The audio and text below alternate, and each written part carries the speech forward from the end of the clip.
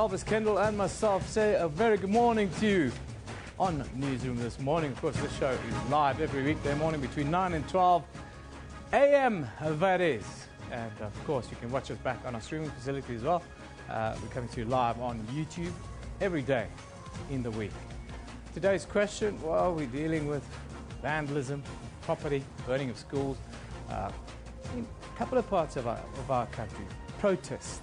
Is burning our facilities justifiable during protest here in South Africa? That's a question we want you to answer. I know everyone has an opinion because it's such an impassioned scenario that's playing out. So send us your contribution.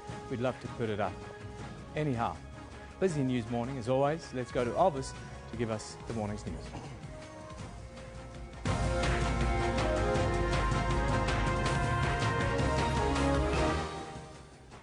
The three-day World Economic Forum on African soil kicks off today in Kigali in Rwanda, with the economic growth in Africa taking center stage. Interministerial Committee will today meet with the Vuwani community members in an effort to normalize the situation there. And the Brazilian President Dilma Rousseff launched a last-minute appeal to the Supreme Court to block impeachment proceedings against her, which starts today. Now, those are all your headlines, but before we get to the news, let's find out from Kendall Makamate what's happening on the sports front. A very good morning to you, Kendall. Elvis, good morning. Good morning to everybody at home as well. A hearty good morning to Eben as well. This is what we've got for you in the sports today.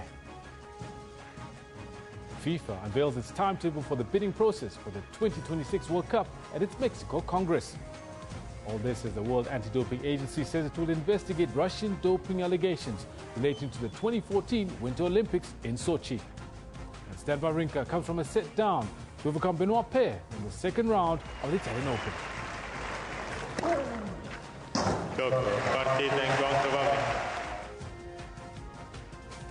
That is what we've got for you in the sports at about 10:20, so be sure to stick around for that. Back to the main desk for the news. Thank you, Kendall. Now, remember, there's a lot of stories covering the news today, but there's also the issue that the question that we posed to you, that Eben posed to you a little bit earlier, and that is in relation to the infrastructure that we have that is being burned down. Would like to get your thoughts on that question. Is burning down our facilities justifiable in protest? Let me know what's on your mind on the Facebook page. If you like us there, you become part and parcel of the Informed, and you can also tweet us at SABC Newsroom.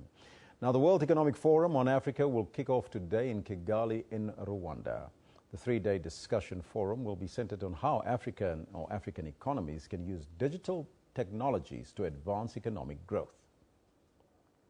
The gathering will also look at skills gap, the energy deficit across the continent, and food security.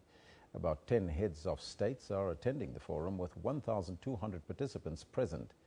South Africa is represented by our very own Deputy President Cyril Ramaphosa, who will take part in a discussion on infrastructure investment. South Africa boasts one of the strongest and most advanced economies on the African continent. Now, for all the latest, we go live to our SABC economics reporter, who will be covering the World Economic Forum, Diabo Setus. Diabo, a very good morning to you. What can we expect from the WEF on the first day? Good morning, Elvis. Well, today the day started off as it is the official opening of the World Economic Forum in Africa. Started off with a session on entrepreneurship and also the youth and the entrepreneurship, how Africa can build a model entrepreneur that can use all the technological devices that are available and help to grow the African economy.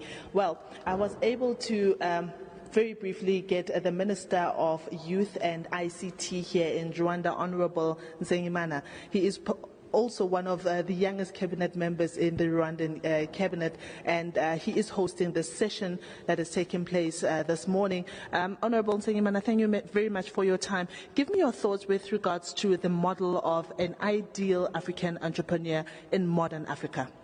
I think, as it's been emphasized on the panel, we need to resolve this paradox whereby you have, Africa as the, one of the poorest continents, but with the most natural resources and the youngest population that is able to transform that. And there has been a lot said about the roles of government and so on, but this panel this morning illustrates that entrepreneurship is probably the best sustainable solution to Africa's problem. And we've heard that, entrepreneurs need to be those people who can associate with the problem and associate the problem with the solution and create an opportunity and a business out of that. You lead a very interesting portfolio of youth and ICT. How do we merge the two? Is an entrepreneur necessarily someone that has to be in IT, or can they be someone else? Because 60% of Africa's youth is under the age of 25. How do we shape those people? I think the combination of youth and ICT is about being future-oriented. We need to realize that technology moving forward is going to shape everything. Here in WEF, we're talking about the fourth industrial revolution and everything being transformed. On the other hand, you have the young people who are tech-savvy, who are digital natives, who inherently associate with IT. So it comes as a natural fit that we need to encourage our young people to apply the new tools to solve the problems of the present, but also create the jobs of the future. But let me say this, that it doesn't need to be only IT entrepreneurs. In fact, IT by itself cannot solve any problem. It has to be a collaboration, a partnership. So if we need to transform our agriculture, for instance, our energy, our healthcare or government, it has to be a collaboration between those who understand the side of technology and those who understand the side of the business, which presents an opportunity to be exploited. Youth also is part of your just entrepreneurship, and the youth is also part of your portfolio. How are you in Rwanda keeping the youth motivated to stay off the streets and to become innovators of solutions that you speak of? Rwanda has really been trying very, very hard to build an ecosystem that is composed of, opportunities in different growth sectors such as, construction, tourism, ICT. So on one side, we need to make sure that opportunities are there, they are real, they are tangible, and they are accessible to the young people. On the second front, we need to make sure that the youth are equipped in terms of skills and the education to tap into those opportunities. We need to motivate the youth so that the mindsets can change from, receivers or beneficiaries of programs to creators. So this kind of forum organized by the Office of the First Lady, which has been really, at the forefront of motivating the young people and changing the mindset, is one key component of that ecosystem. We need to make sure that the young people have access to mentorship programs, networks. They need to sit at the big tables like they are doing right now this morning. And when you ask the young people, they tell you that they need also to access financing. So there are a number of programs, including one large government-funded guarantee scheme to allow the young people to borrow from banks. So all those services put together is what is allowing us to keep the kids out of streets. But it's not enough. We are facing and battling the issue of drugs, for instance. We have been able to contain and maintain the problem very, very in check. But this is a collaboration between security organs, law enforcement, but most importantly, preventive mechanisms at the family and community level. And just lastly, an ideal entrepreneur in modern Africa, as I had said before. Describe them to me, and what would you like them to walk away with on the 13th of May when this conference finishes? What would you like them to remember in order to build up their empires in future? I think what is important is for the young Africans to understand that their time is now. There was a time where it was not clear whether the leadership has full confidence in the young people. Now it's clear. They have the confidence. They have. There is a conducive environment. I think the young people that have been able to come here to Kigali should go out with a determination, confidence, to go back and invest their energy, their skills, their ingenuity to create a solution that not only Africa needs, but think globally. Honorable Nsengamana, thank you very much for making time. I know that you are very, very busy inside and they're expecting you to make a presentation. I do thank you, sir. It's a pleasure. Thank you. Well, Elvis, there you have it. The Minister of Youth and ICT in Rwanda has given us his views on what he thinks African entrepreneurs should be like and how they can contribute to the growth of the African continent going forward. Now, Diabo, just briefly, if you can tell us what is the expectations today at the conference, as well as your experience as a reporter. I mean, Kigali is a beautiful city and very clean. Tell us about that as well.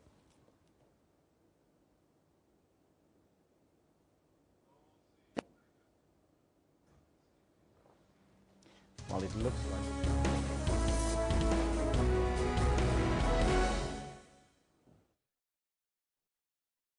Breaking news now. 2 people managed to escape with their lives after the light aircraft that they were flying in crashed in Midrand this morning. For more on the story, we're now joined on the line by Communications Manager for ER24, Werner Vermaak. Werner, a very good morning to you and welcome. Good morning to your viewers. Can you tell us exactly what happened there this morning?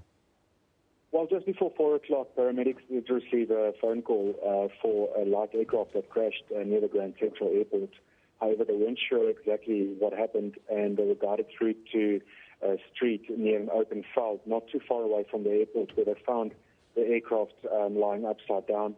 Local emergency services from the nearby airport was already on scene, and 2 people were found luckily to have escaped from the wreckage. They were walking around on scene, fortunately, with only minor injuries.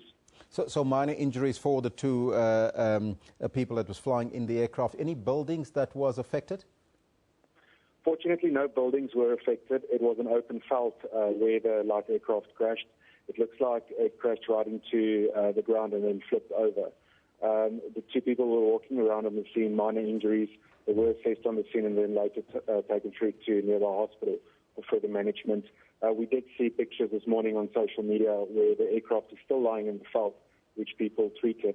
So we do know that the Civil Aviation Authority has been dispatched to the area, and the police also attended the incident this morning. So at this point in time, we don't know exactly what caused the crash?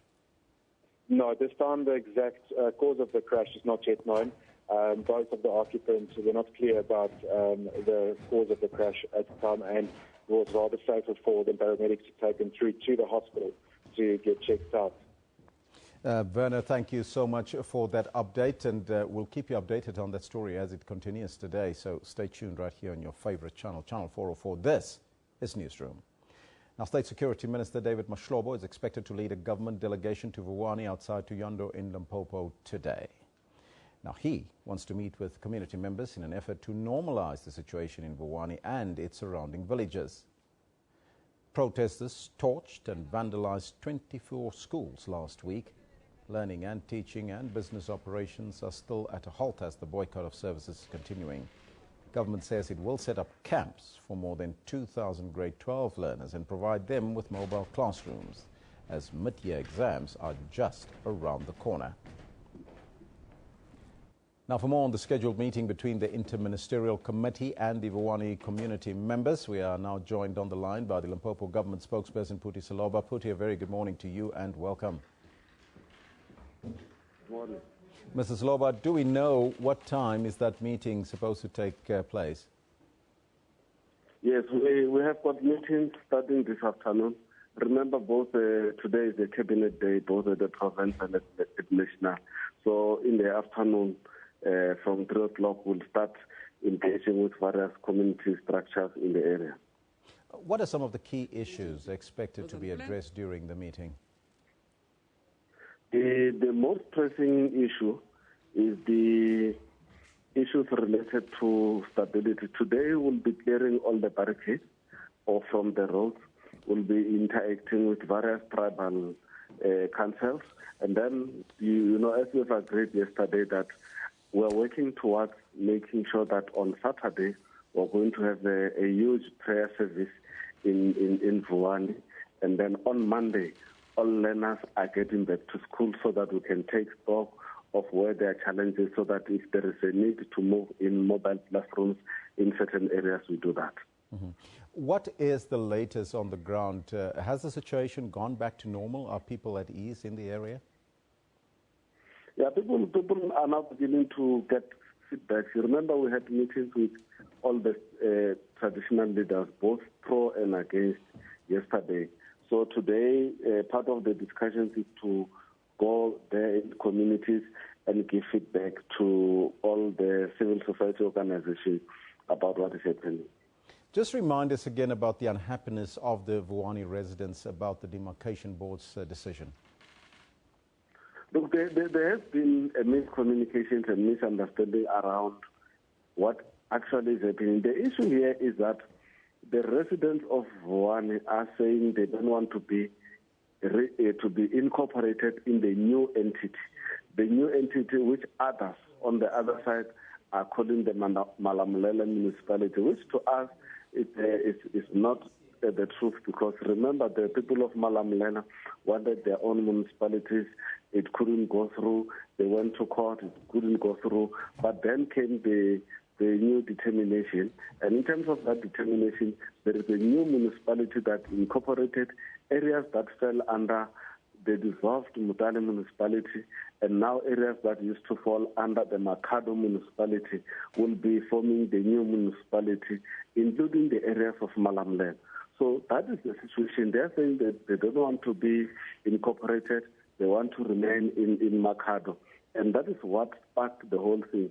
So most of the communities that used to fall under Makado municipality are actually divided around this issue. Now, today's interministerial committee meeting with the Vuwani community, what are your expectations as the government department in Limpopo? Look, today around 1 o'clock we'll be in the Bumbeni Community Hall, and at 3 we'll be in Vuwani Community Hall. What we are going to do is to give feedback in terms of the engagement, in terms of the peace and calm deal that we have struck with the traditional leaders and other structures. Maybe we have been consulting across the board, church groupings, traditional healers, political organizations in the area. So now we are going to say, let's get to the implementation. Firstly, removing all the barricades.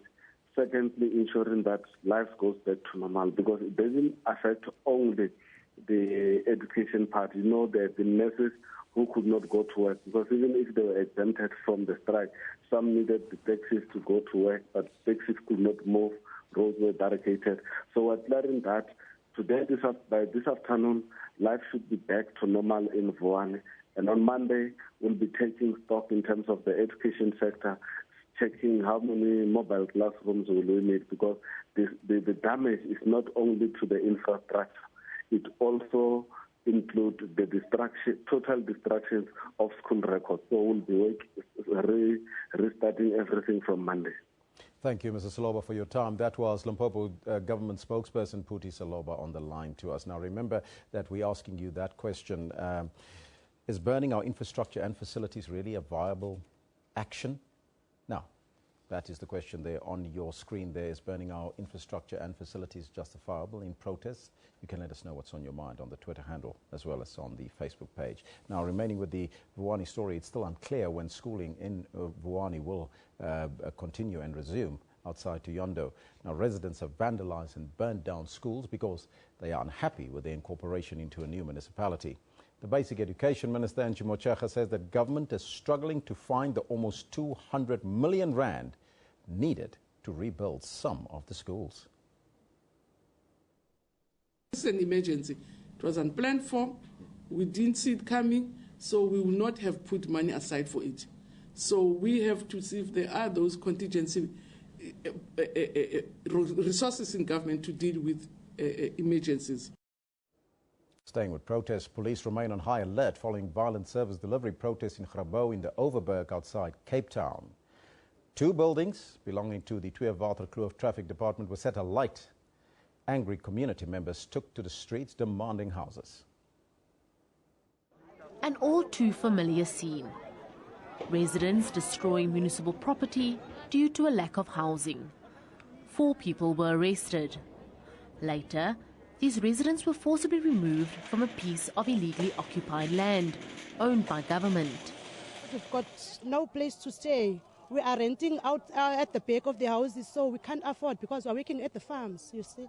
That's our problem. We are just here. We have no place. That's why we decided to take this land, because we chased out by the people we are renting and we're earning little money.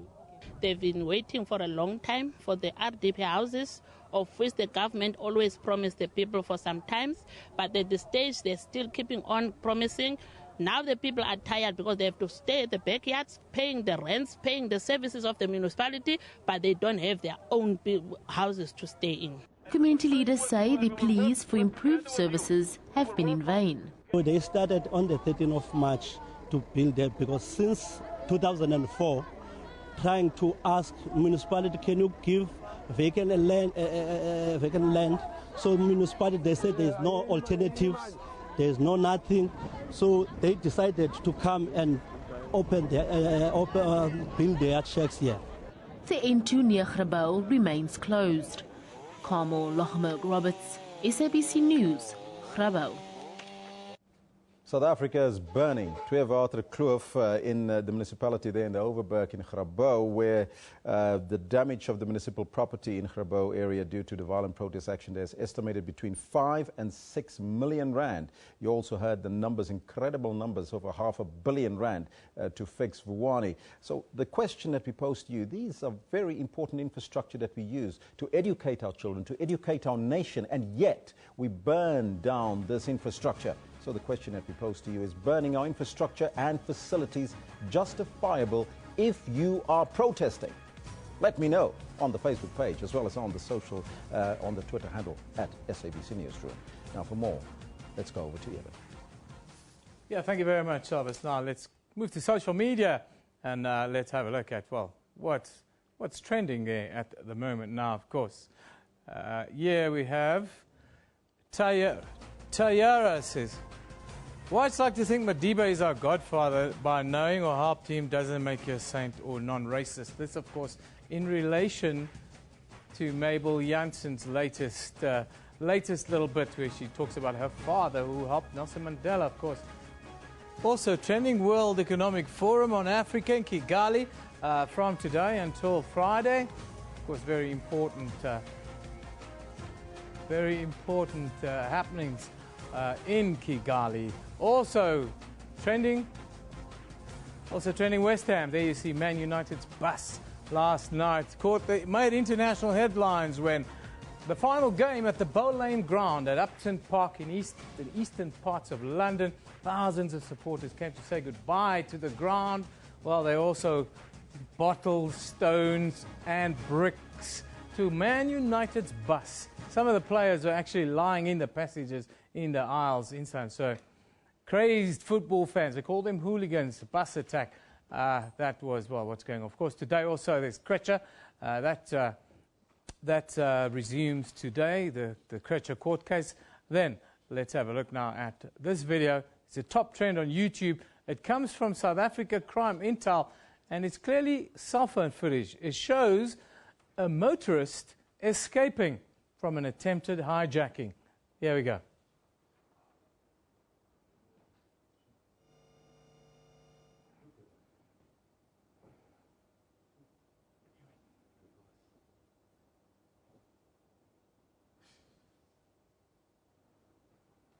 There's a victory for the good guys here today. Isn't it fantastic? Get away there. Mini Cooper drivers, you have to be extra careful. It's one of the most hijacked cars in South Africa today. Now, our picture of the day, this one comes from at Botende19 Aubrey, who tweeted this picture to Rob Byrne, our traffic reporter at Traffic SA, and it shows that plane, of course, that crashed in Midrand this morning. We can report to you that both passengers walked away from this crash in Midrand in a veld there, just outside of Midrand, really. Yesterday, of course, we asked you a question. Should Judge Mabel Janssen stay or should she go? It's caused a whole lot of consternation on social media, in the mainstream media. We're giving you the platform. What do you think? Let's have a look at some of the best tweets that came in. I must tell you, it's a very divisive story, this one, and we've had lots of reaction from you. Let's take a look at some of the ones that came in. SABC Newsroom, Mabel Jansen, she's not wrong there. Stats and history agree with her opinion. Rape is kind of embedded in black culture, he says. Because of your tweet, we are going to do a show around rape later in the week. Christian Kleinans talks about Newsroom, political correctness is such a nice weapon, but who listens to women, specifically black women, and who cares and protects them, asks Christian Kleinans. It's a question that we are going to ask on Friday. We would like you to send us your views beforehand. Lawrence Sefolo says, Newsroom, Mabel Jansen breached her oath of office, therefore she should resign with immediate effect. Yes, that's the other side of the coin, but in a country with such high rape numbers, these kinds of discussions have to be taken really seriously. At Newsroom, everyone should be accountable for their actions, regardless their title, race or wealth. That's democracy, Mabel Jansen, they say. Yes, it's a story that's got the country talking, and it's got the country divided once again, as always, as we see these happenings on social media these days. Rape is a problem, and it's something that we have to face together. We will talk about rape a little bit later in the week. We'll talk about rape and rape culture in particular, not just in South Africa, but globally. It's a concern. It's not only happening in South Africa, it's happening in places that you wouldn't even think about. India, Thailand, in the Americas. There are issues pertaining rape that we have to address, and we will so on the show on Friday. But let's now take a look at what's happening around the world. We'll start in New York, where the International New York Times reports that scientists say the near destruction of Fort McMurray, Alberta last week by wildfire is the latest indication that the vital boreal forest is at risk from climate change.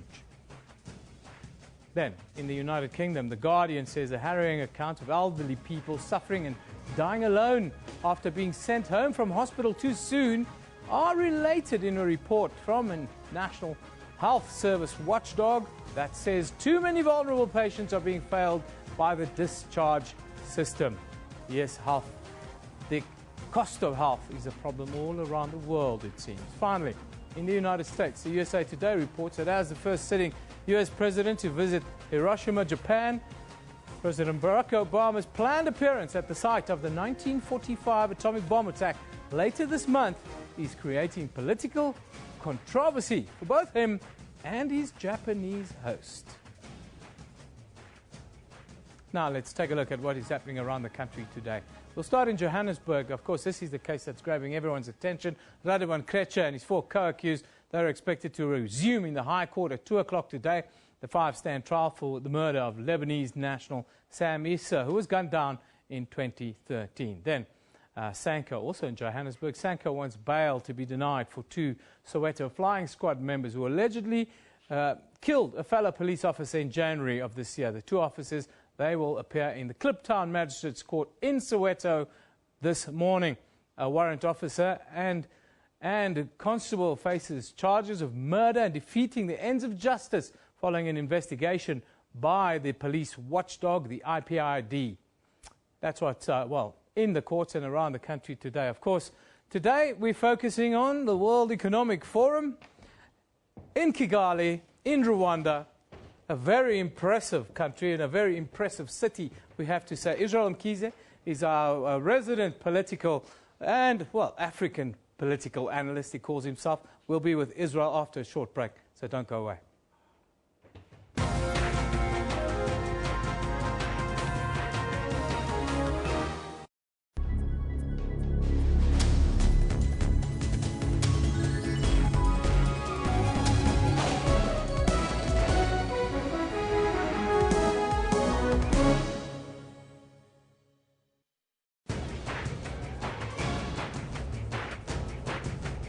They are basically arresting him, continue to arrest him on behalf of the apartheid government. We are dealing with effects. We are not dealing with the causes. And for as long as we deal with effects, we are never going to solve this problem. What do these people need in prison? Why are they there? The PAC, as Dr. Peku is saying, has been seeking answers, and they're not coming. What kind of answers are you getting? I really think I've answered that question. I think it's a difficult question. I don't have an answer for it. How was it possible that they could operate with such impunity? The only thing you want is closure. The only thing we want is closure. Unfortunately, I don't really have sympathy for the idea that if you're too old, you shouldn't stand trial. That's Rights and Recourse with Dumile Mateza, every Sunday at 2 p.m. Central African Time, only on the SABC News Channel.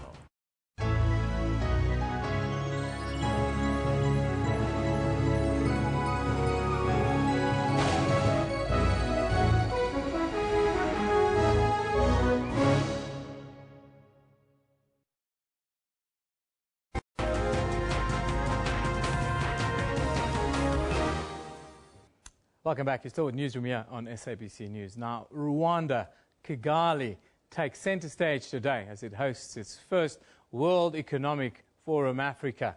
The event will convene more than 1,200 delegates from more than 70 countries. 10 African heads of state are also expected to attend. Now, following the focus from Davos in January, where the fourth industrial revolution dominated the discussion, today we'll focus on connecting Africa through digital transformation. Now, of course, our own Deputy President will be attending. I'm joined in studio here by African economic and political analyst Israel Mkhize. Very good morning to you, Israel. Nice to have you back with us. Thank you, Eben. Israel, let's start with the theme of WEF Africa, the connecting Africa's resources through digital transformation. Just break that down for us a little bit. Well, what's going on is that the African countries, which are interestingly called African markets lately, they are under pressure from the African Union Vision 2060 document and also the Millennium Development Goals of achieving access to education, information, infrastructure. So what's going on with this theme is that the founder of the WEF coined a term which is called fourth generation, which is a move. Now, it's very interesting, Eben, because when you look at China and you look at India, they transform their economies by boosting their digital and technological capabilities.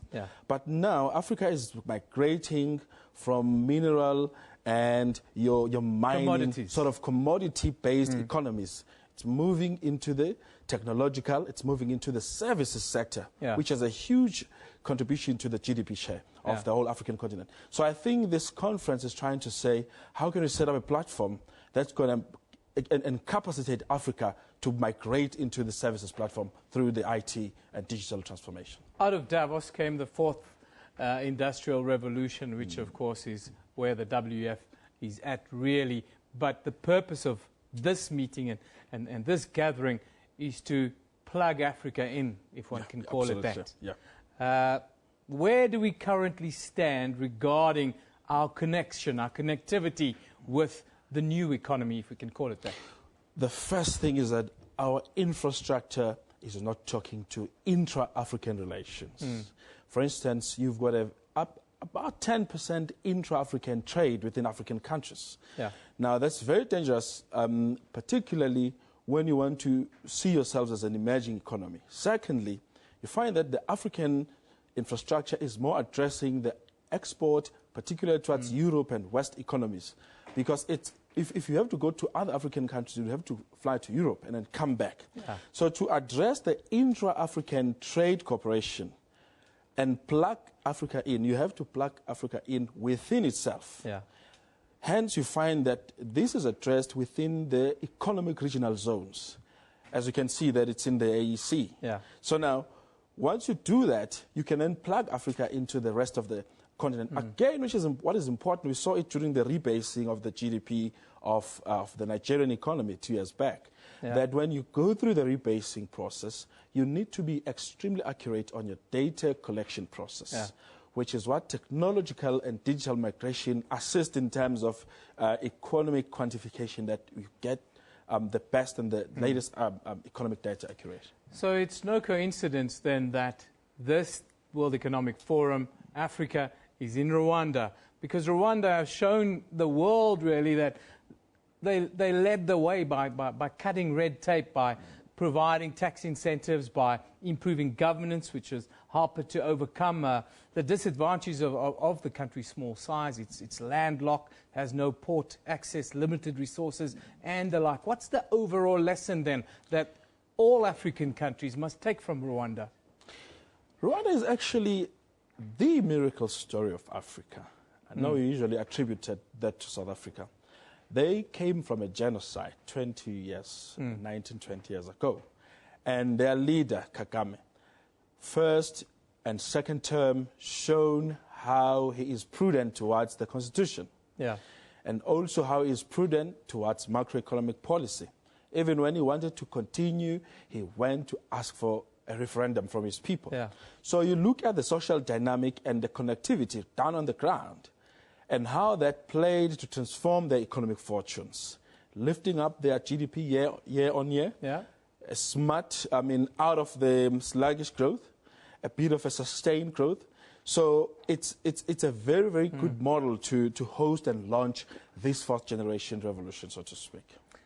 That's the good news. The bad news is we're battling with issues of education, the basic needs still on the African continent. Yeah, in South Africa, we're burning our own schools right now. We can't seem to get our head around this thing.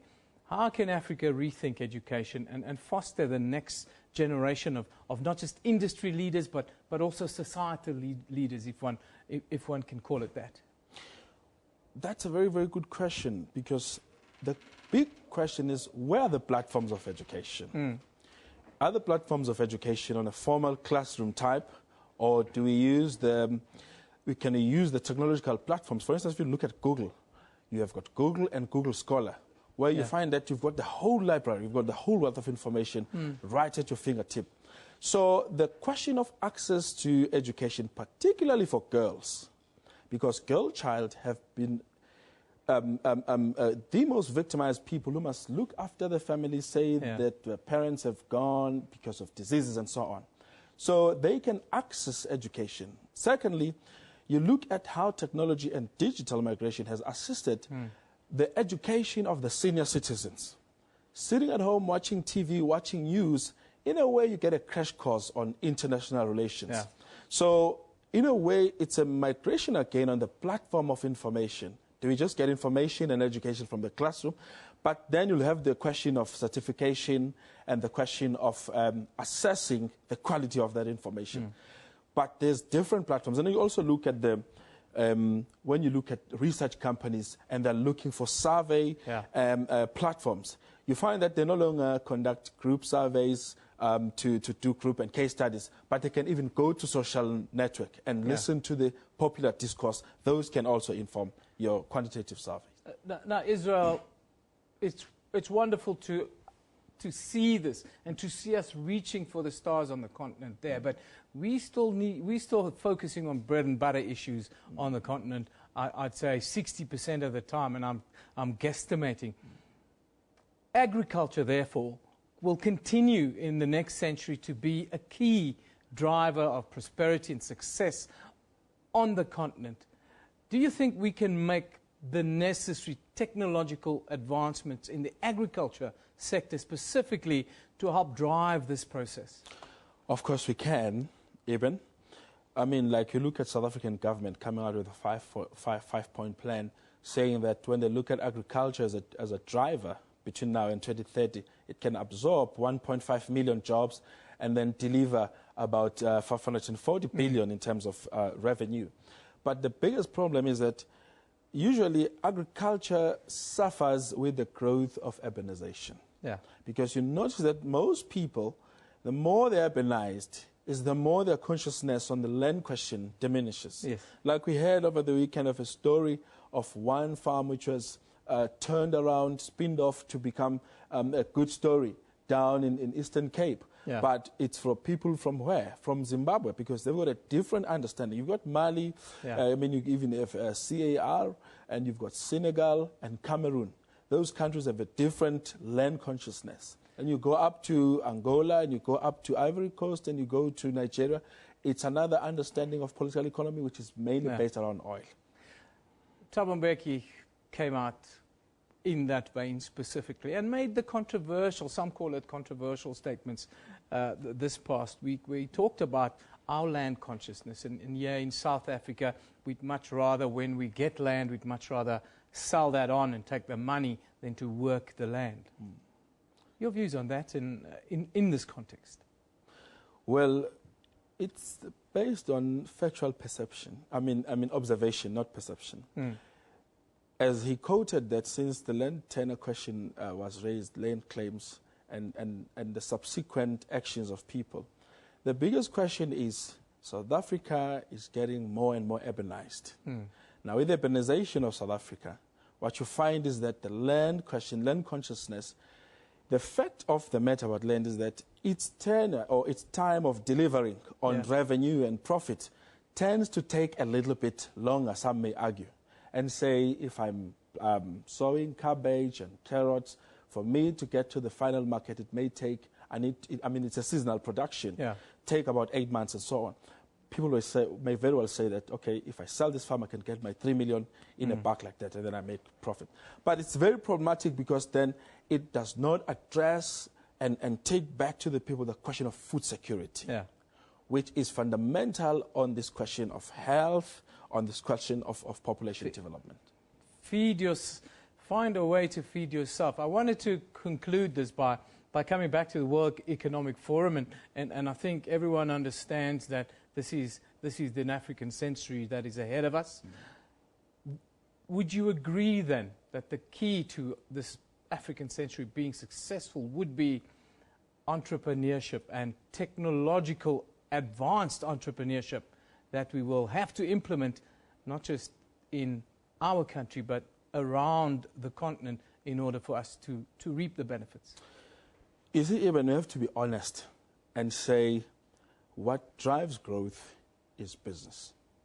What drives investment is business. What drives employment is business. You look at the Nigerian economy as it stands right now. Buhari gets 60 billion from China, comes invested back to business. What happens? Boosts consumer confidence. It boosts the PMI.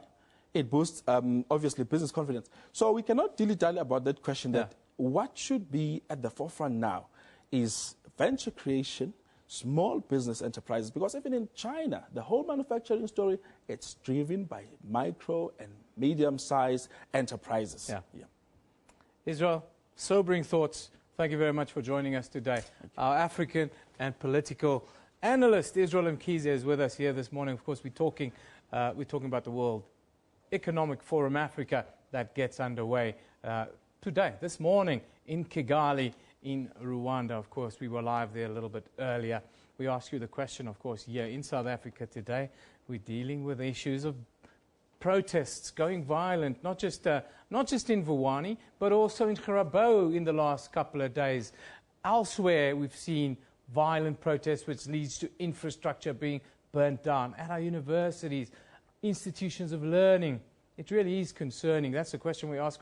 We want you to send us your contribution. Let's get an update now on Vuwani from Elvis, who's standing by. Elvis, a big day today ahead for the ministerial delegation that really have to find a middle ground, one would think. They've got a lot of work to do and a lot of discussions, but we're going to take that forward because we want to give you an update as to what is currently happening in Vuwani. To give us an update on the situation in Vuwani, we joined on the line by the police spokesperson, Colonel Ronel Otto. Colonel, a very good morning to you and welcome. Can you tell us currently, as we speak, what is the situation like on the ground in Vuwani?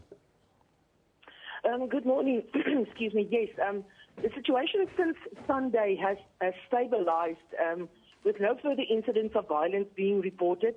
But however, the situation is still tense. It's not to say that everything is back to normal. None of the main roads are barricaded, but some of the secondary roads in the small villages are still blocked. We're attempting to clear them together with the municipality. We do maintain our presence there. We still have a large number of police members, including public order policing, to monitor the area to maintain the peace. But as I said, no further incidents of violence have been reported since Sunday. How many incidents in total have the police recorded ever since the protest started? Oh my goodness, I do not have the exact figures in front of me, but it is several cases of malicious damage to property, as well as asking, about all the schools that were torched or either damaged. Several vehicles were damaged by stone throwing. So there are several cases that we are investigating. The arrest that we've seen, is there more arrests pending, or is that the lot that we've seen thus far? No. Our investigations are still continuing. We can expect more arrests. Obviously, I cannot put a time frame on it to say within the next day or within the next week. But we do have a specialized team of detectives looking into all the incidents that took place in that area, not only Vuwani. Remember, there were also incidents in the Lebubu and the Klanganani areas, in some surrounding areas around Vuwani. So we do have a team of detectives looking into all of those incidents, and as the investigation progresses, more arrests can come. Do you have the resources and the manpower available to make sure that peace prevails in the area? Yes, currently we do have enough. I think our presence there, and since we've increased our members about a week ago, has prevented several further incidents from happening. If we look at all the threats that came out, without naming them, I can't, of course, name all of them, that came out during this violence, I think our presence there prevented several other more serious incidents from even occurring. So at this stage, we do have enough. We're also working with community structures, traditional leaders in that area to prevent, so that there's a cohesive cooperation now to prevent further incidents of violence from occurring there. The rest of the schools that have not been burnt, are they being protected right now by the police and the community, as we indicated the last time? So we speak of a very vast area in that specific area. I mean, Vuwani consists of more than 50 villages. So it is not possible for the police to physically safeguard each and every school. But we are working with the Department of Education as well as community structures to work together to see how we can prevent further incidents from happening. Well, Ronel, thank you so much for that feedback. That was the police spokesperson, Colonel Ronel Otto, on the line. Now, remember, there's a number of comments that you are sending through to us on the Facebook page as well as on the Twitter handle. And let's take a look at those comments. Now, the World Economic Forum begins today, as you know. We spoke to our reporter a little bit earlier. We're going to give you an update a little bit later as well. Over 1,200 delegates are expected to attend. Let's now take a look at what you are saying about this on social media. First one here from Juliana that says, the countdown to the hashtag WEF Africa 2016 is finally over. What a time to be alive. So proud of my hashtag Rwanda. A graceful host, if I do so say myself, says Juliana Muganza. Obviously, very proud of her country. Serge says, looking forward to the highlight of today's hashtag WEF 2016 sessions. High-level conversation between Paul Kagame, Howard Buffett, and Tony Blair's office. Well, there you have it from Serge. Umania says, we are at the WEF Africa 2016 this week. The theme is connecting Africa's resources through digital transformation. You heard that discussion that Yemen just had with Israel there on the possibilities for digital migration as well as the other issues affecting our economy. Now, on agenda, says Innocent, on the agenda, number one, how can Africa rethink education and foster the next generation of industry and society leaders?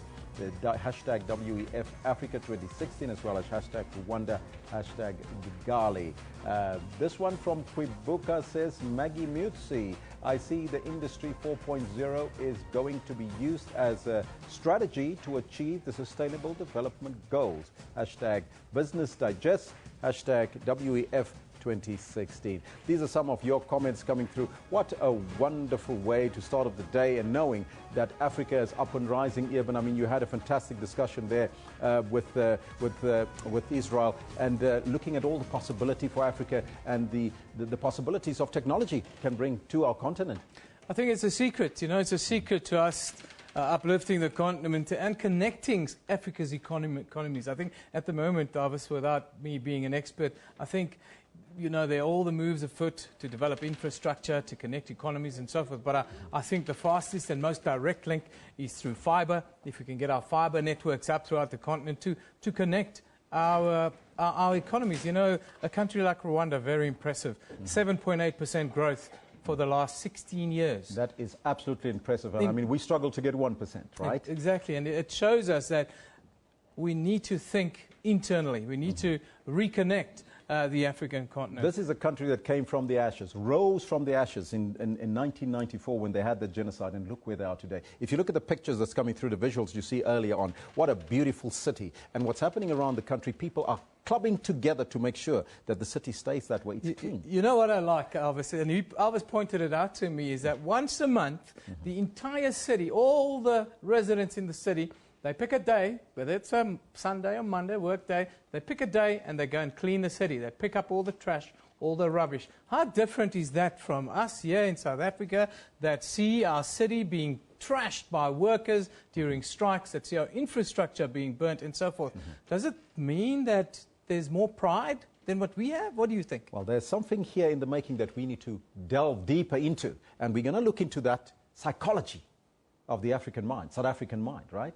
And that's what we'll definitely do as well. I like that. I like that. But let's quickly take a look at what you can see on our Facebook page. Now, of course, South Africa and Venezuela, they've committed to further strengthening existing political and economic relations. Then the Zimbabwean Electoral Commission, the ZEC, requires $55 million to embark on a biometric voter registration exercise as it prepares for elections slated for 2018 that the electoral body's chairperson, Rika Makarau, revealed yesterday. And finally, the search for the bodies of a woman and a 4-year-old son who drowned during the flooding at Chatsworth, south of Durban, has yielded no results thus far. Very sad story indeed. While we're talking about the inclement weather, it's nice to have Phil Hawkins with us here in the studio. Phil, before you get away and do the weather, this kind of heavy rains and flooding we're seeing in KwaZulu-Natal, why hasn't it broken the back of the drought there? Well, the problem is that the heavy rainfall comes down in one event, and it's a short event which drops a lot of rainfall, and that's not what we need. We need consistent rainfall that sinks into the ground, that gets into the groundwater, which is where the crops really will benefit. Can we expect more of these type of storms out in KwaZulu-Natal, you think? No? We can. We're expecting, well, in general, South Africa expecting more and more heavy storm events, a lot of lightning events coming up, things like that. Things are changing. Things are changing in the weather. The end is nigh, says Phil Hawkins. Phil, give us a weather update. Thanks, mate.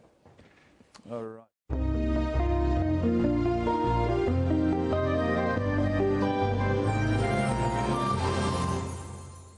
Yeah, thanks a lot. Very good morning. Let's take a look at what's going on in terms of your weather. We're going to start off with Southern Africa. First of all, a bit of rainfall coming in towards South Africa's far eastern regions here and the eastern coastline. Now, that's just isolated showers. And, of course, as you'll notice, all the rainfall that we were seeing yesterday in the central interior has gone.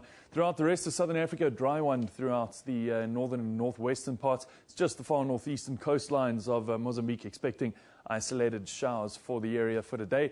Into tomorrow, we're going to see a lot of that rainfall dissipating. In fact, all of it gone by tomorrow that we're going to see towards South Africa's eastern regions. But as we look towards the west, we're seeing a strong lower pressure system, and that is going to bring in rainfall towards those western areas tomorrow evening and later tomorrow afternoon. So if you're going to be in South Africa towards the southwest, do expect temperatures to come down and also expect some rainfall there. For today, though, what we're expecting is a 21-degree maximum for Cape Town. As we look towards the east, we're seeing temperatures coming up by a degree or two in most places here. Pretoria peaks at 25 degrees. It's going to be a mostly sunny day throughout most of southern Africa there.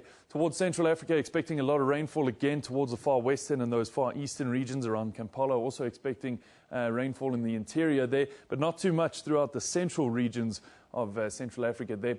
By tomorrow, what we're going to see is a lot of that just dissipating. We're going to see just small storm events throughout the entire interior, really, and the coastal regions there. In terms of your temperatures, this is what we're seeing. Kigali at 23 degrees, temperatures of 33 in Brazzaville and Kinshasa as well. Nice warm high there, 38-degree highs forecast for Bangui. Now, moving further north towards North Africa, we're seeing lower pressure systems meeting with higher pressure systems, and that is going to result, first of all, in rainfall in the far northern regions of Africa, but it's also going to result in rainfall as we look towards the Middle East. Damascus, Baghdad, expecting rainfall for today. Into tomorrow, these systems begin to interact once again, and they move further and further from west to east. We're going to see that higher pressure system causing clear conditions around Cairo and the surrounding areas, as well as the interior here. Rainfall still expected in the northern coastal regions there. Cloud cover as a result of that same lower pressure system. Benghazi at 33 degrees and Cairo at 32. Warm temperatures all the way throughout the interior here, and that extends towards Mecca at 39 and Riyadh at 37 degrees Celsius for today.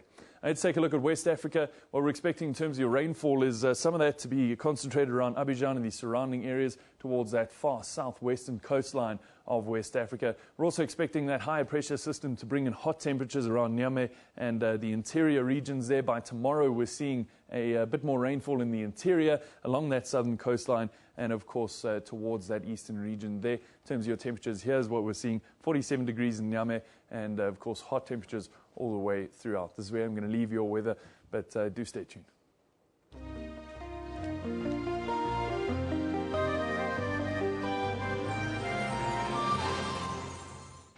Well, time now for us to, before we go back to the top of the hour, time for us to take a look at our question of the day. Your comments to the question, lots of passion with regards to this. Of course, we ask you, why are we burning our infrastructure? Why are we burning our schools? Why are we burning our clinics and hospitals? And even in Grabouw, we were burning community halls and the likes. Now, this one from Loretta Jacobus, it says, Newsroom is not acceptable at all. Burning schools, clinics, community halls robs our communities of much needed services. Yes, we are setting ourselves back, unfortunately. Machira Shoka says, Newsroom, it is totally unacceptable. What if the dispute gets resolved and the facilities are vandalized? Schools, roads, etc., etc. Machira, and this one is from Loretta again.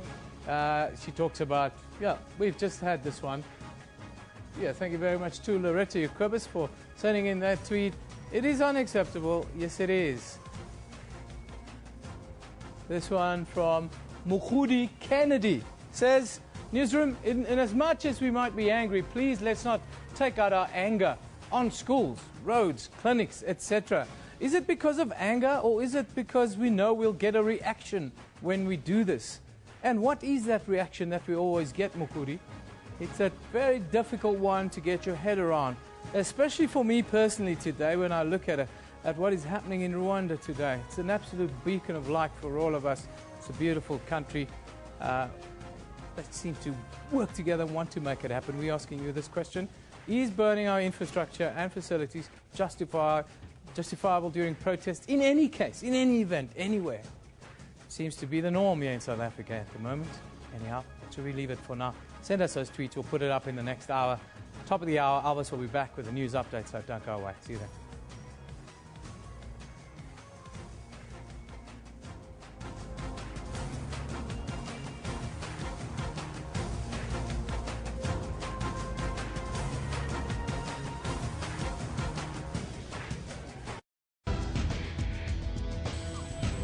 Technology isn't all scary. There's also fun stuff like gaming. Lots of women do play games, whether it's on their phones or their tablets. Then there are Africans who are using new tools to make other people's lives much easier. We typed the whole CV on a small, QWERTY Nokia phone. For all these and other technology and social media news, join me, Spumelele Zondi, every Sunday at 7:30 p.m. Central African Time on SABC News.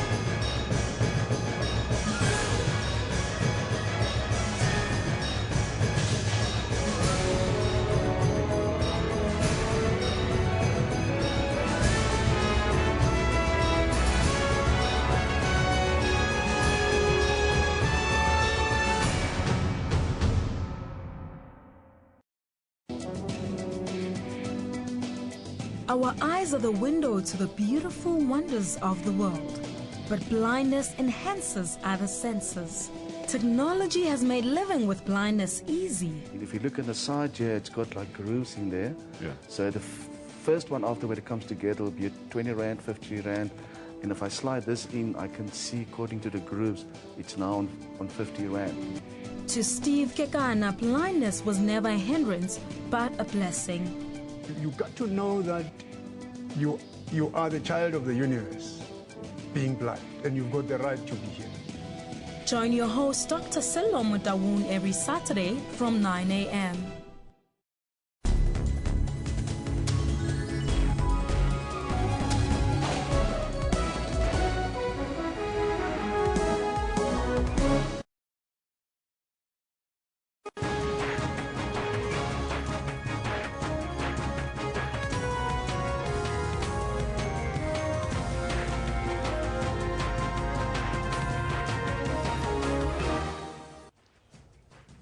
It's Wednesday, the 11th of May, 2016. This is Newsroom on SABC News on Channel 404, Jumbo Africa, and a very warm welcome to the second hour as we broadcast live from our Auckland Park studios in Johannesburg to the rest of the African continent. I'm Elvis Preston. I'll be with you until 12 o'clock. As you know, we're also streaming live on YouTube, with the entire show now available on our YouTube channel. Today, we focus on the three waterkloof municipality in the Overberg, who says that the damage to municipal property in the Grabo area due to violent protest action is estimated at between 5 and 6 million rand. This follows the burning of 24 schools in Vuwani last week. So we're asking you, is burning our infrastructure and facilities justifiable in protest? That's the question that we pose to you. We'd like to get your thoughts on the Facebook page as well as on the Twitter handle at SABC Newsroom. But first, let's take a look at your news headlines.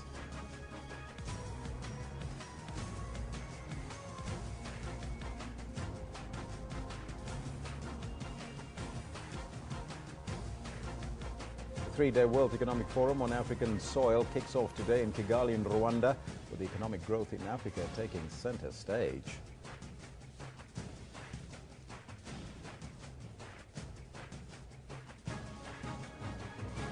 Back here at home, the Interministerial Committee will today meet with Vuwani community members in an effort to normalize the situation there. And Brazilian President Dilma Rousseff launches a last-minute appeal to the Supreme Court to block impeachment proceedings against her, which starts today. Those are all your headlines, but before we get to the news, let's find out from Kendall Maxamate what's happening on the sports front. Good morning, Elvis, and hearty good morning to all of our viewers at home as well. This is what we've got for you in the sports today. FIFA unveils its timetable for the bidding process for the 2026 World Cup at its Mexico Congress.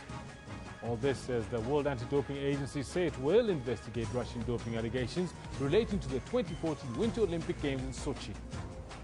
And Stan Wawrinka comes from a sit-down to overcome Benoit Paire in the second round of the Italian Open.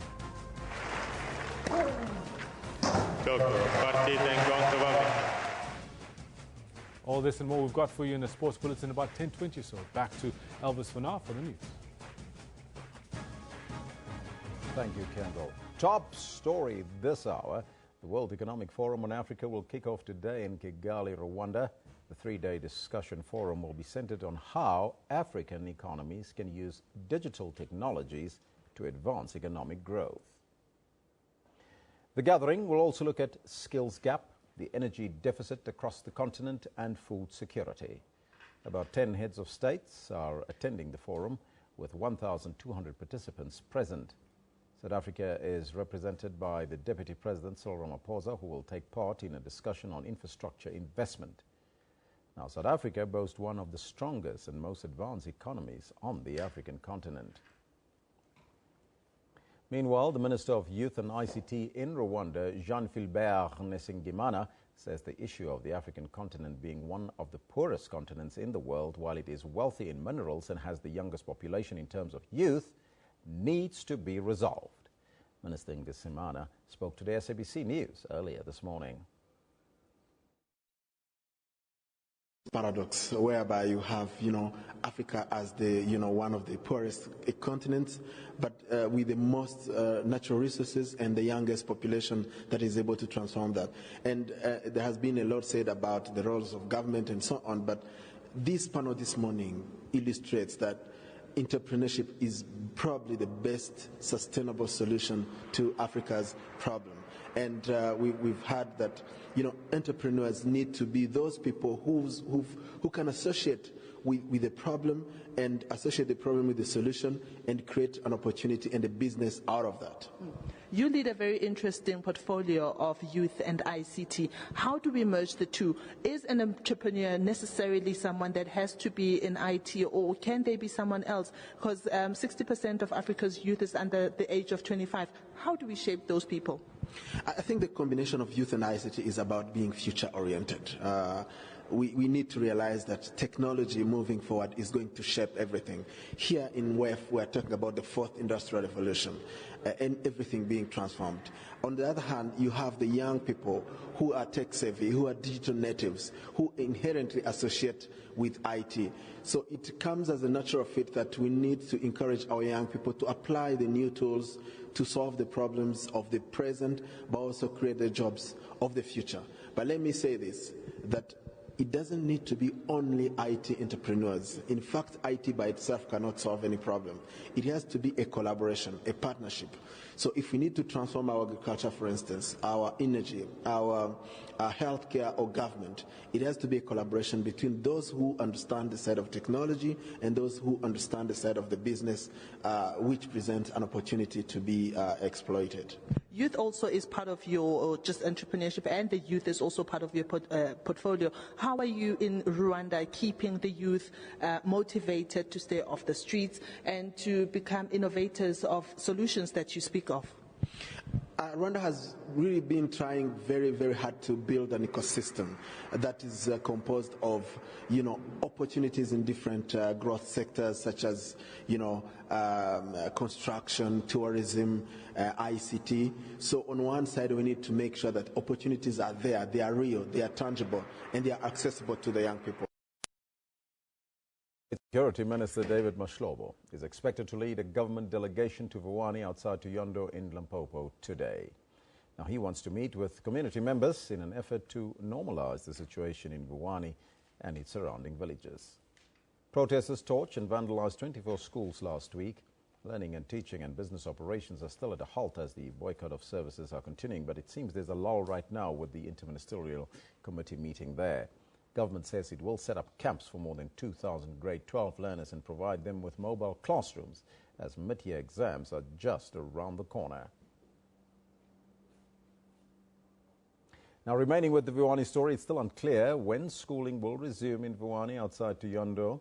The residents have vandalized and burned down schools because they are unhappy with their incorporation into a new municipality. The Basic Education Minister, Angie Mochecha, says that government is struggling to find the almost 200 million rand needed to rebuild some of the schools. It was unplanned for, we didn't see it coming, so we will not have put money aside for it. So we have to see if there are those contingency resources in government to deal with emergencies. Meanwhile, government officials have met the community leaders and residents in Vuwani in an effort to bring calm.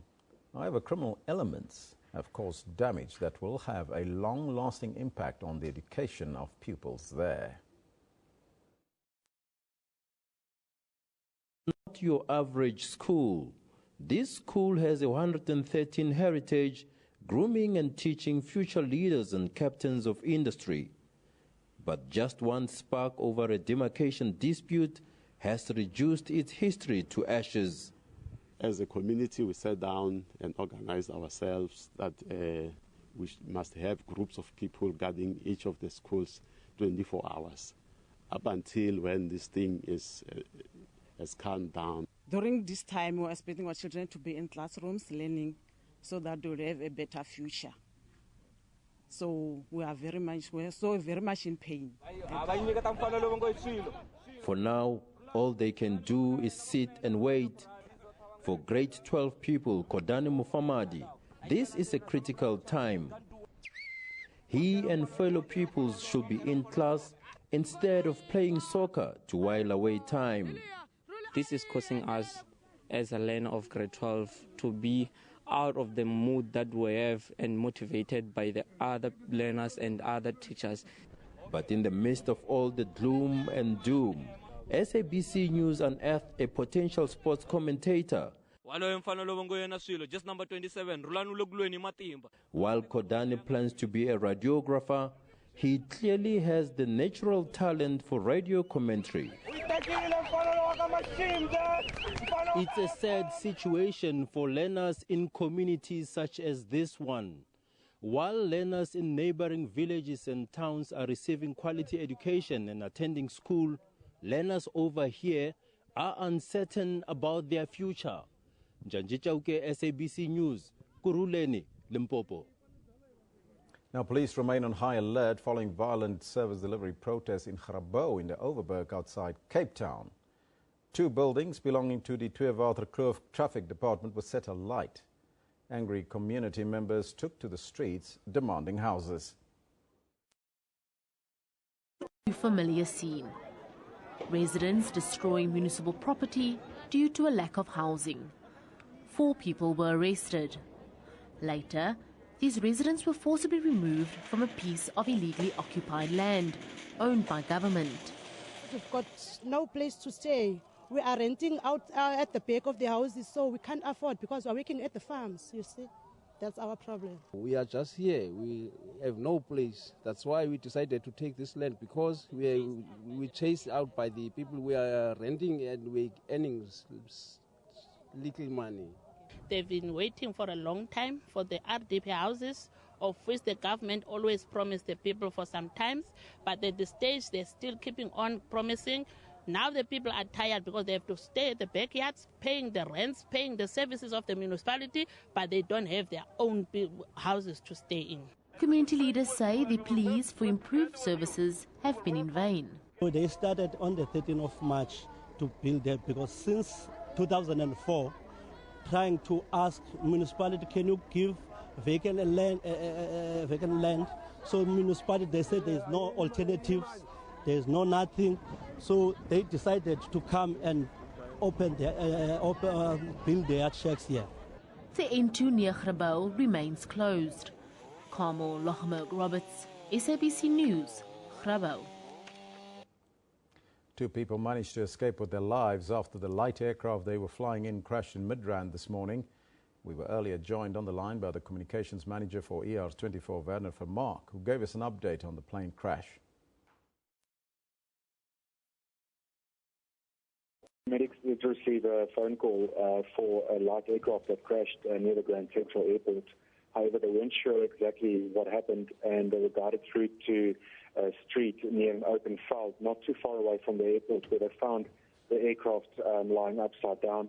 Local emergency services from the nearby airport was already on scene, and 2 people were found luckily to have escaped from the wreckage. They were walking around on scene, fortunately, with only minor injuries. So minor injuries for the 2 people that was flying in the aircraft. Any buildings that was affected? Fortunately, no buildings were affected. It was an open field where the light aircraft crashed. It looks like it crashed right into the ground and then flipped over. The 2 people were walking around on the scene, minor injuries. They were assessed on the scene and then later taken through to nearby hospital for further management. We did see pictures this morning on social media where the aircraft is still lying in the field, which people tweeted. So we do know that the Civil Aviation Authority have been dispatched to the area, and the police also attended the incident this morning. So at this point in time, we don't know exactly what caused the crash? No, at this time the exact cause of the crash is not yet known.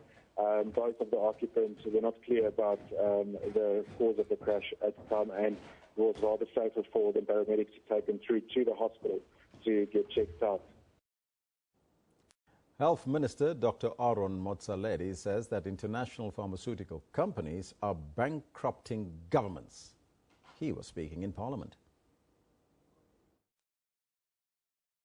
The minister has around 40 billion rand in his budget, but the galloping prices of drugs are giving him a headache.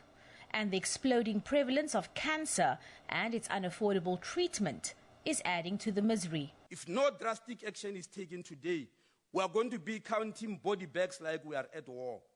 2 years ago, I was regarded as exaggerating or outright insane by some when I spoke openly against pharmaceutical companies that were planning a price onslaught against us.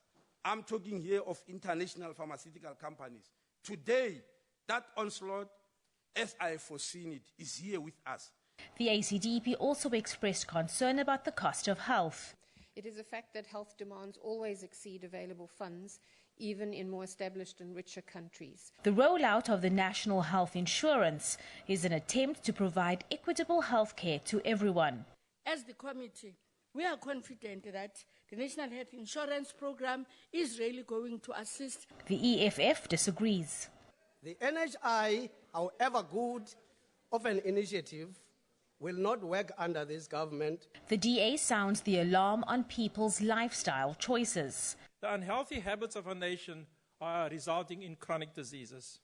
The IFP pleaded for legalizing alternative health care.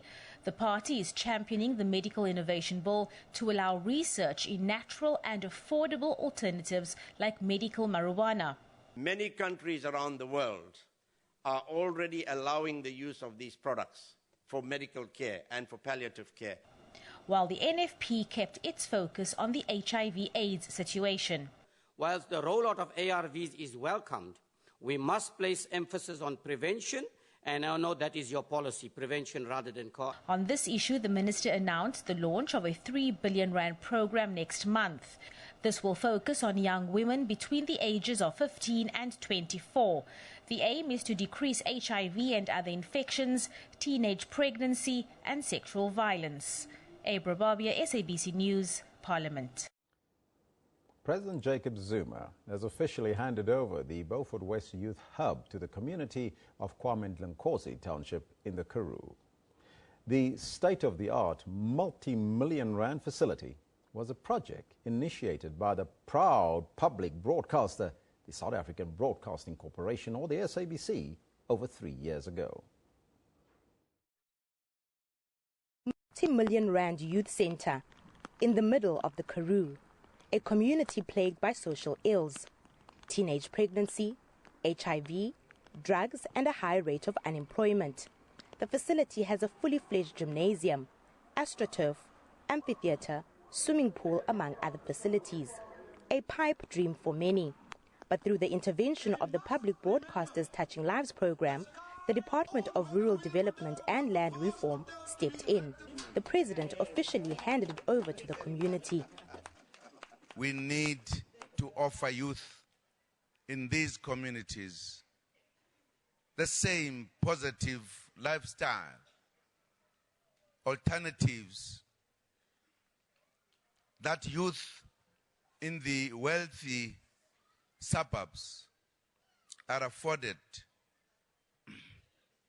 by the situation.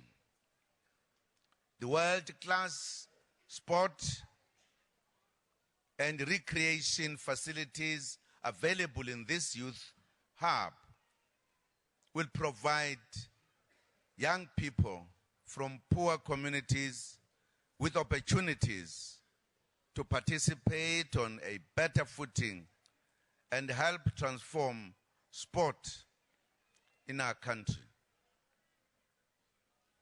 The swimming pool is half Olympic size and is expected to host swimming clubs and competitive galas for the region. Hopefully, the next generation of Chad Leclos and Penny Haynes will come from this area. The hub is the first of its kind, a pilot project used by government to show it is serious about rural development.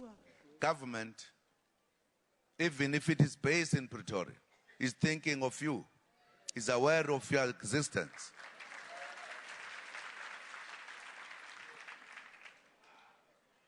Ladies and gentlemen, as government, the challenges facing the youth, such as unemployment, are our major problem and major concern. the facility brings hope to this community. I'm quite happy about it because it has gotten all youth together and be at a safe place, feeling safe, and in a way that it won't be necessary for the youth to use drugs because they have things to do after school. The Department of Rural Development and Land Reform is working on a similar project at Giyani in Limpopo. It hopes to take the initiative to other small rural towns across the country. Nomoto Solwandle, SABC News, Beaufort West. Telecommunications and Postal Services Minister Siyabonga Cwele says the post office will soon be back on its feet. He's also announced a 650 million rand cash injection for the ailing public utility. 10 years of crippling strikes to running out of money. But now there's hope for the post office, says the minister. A comprehensive turnaround strategy is being implemented, coupled with the recommendations of entities like the Special Investigations Unit and the Public Protector. SAPO's financial stability continues to be our top priority. This year, SAPO received 650 million as a capital injection. This may look like a drop in an ocean, as the company urgently requires about 3.7 billion rand to stabilize its operation and start implementing revenue-generating initiatives. MPs had their own take on the matter. The capital injection can be used to fund salaries. Apologies to the comrades in the unions. It can be fund salaries, but should be used to recapitalize the company to be more profitable and pay quality salaries and sustainable jobs. Privatize the postal services so that workers are paid, and that as we South Africans have access to affordable and efficient postal services. This needs to be turned around. It is unfortunate that the post office has been a drain on the fiscus for so many years now. And the sooner it can become economically sufficient, the better. The minister will soon unveil the post office's syndicated loan facility to help it raise the 3.7 billion rand it needs to fix it.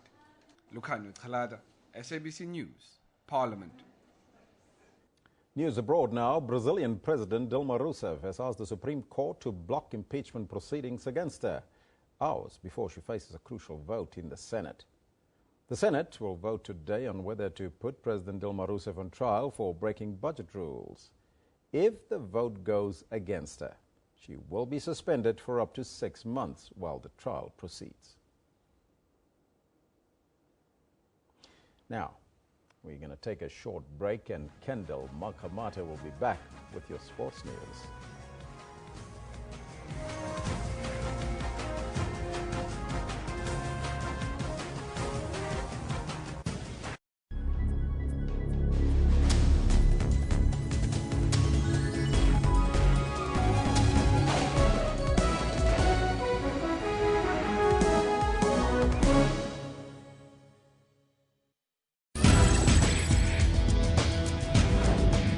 We're heading to a future of cars that will drive themselves, and a place where robots will be doing some of our chores. But the challenge in Africa is to make sure that everyone is part of this new world. To be behind with technology, it is a challenge for us as offenders. There are many initiatives to ensure that Africans are truly connected. We're now giving more access and internet to now the end users. On Network, we have information on Africa's technology landscape, possibilities for the future, and some great African innovations. That's Network with me, Spumelele Zondi, every Sunday at 7:30 p.m. Central African Time.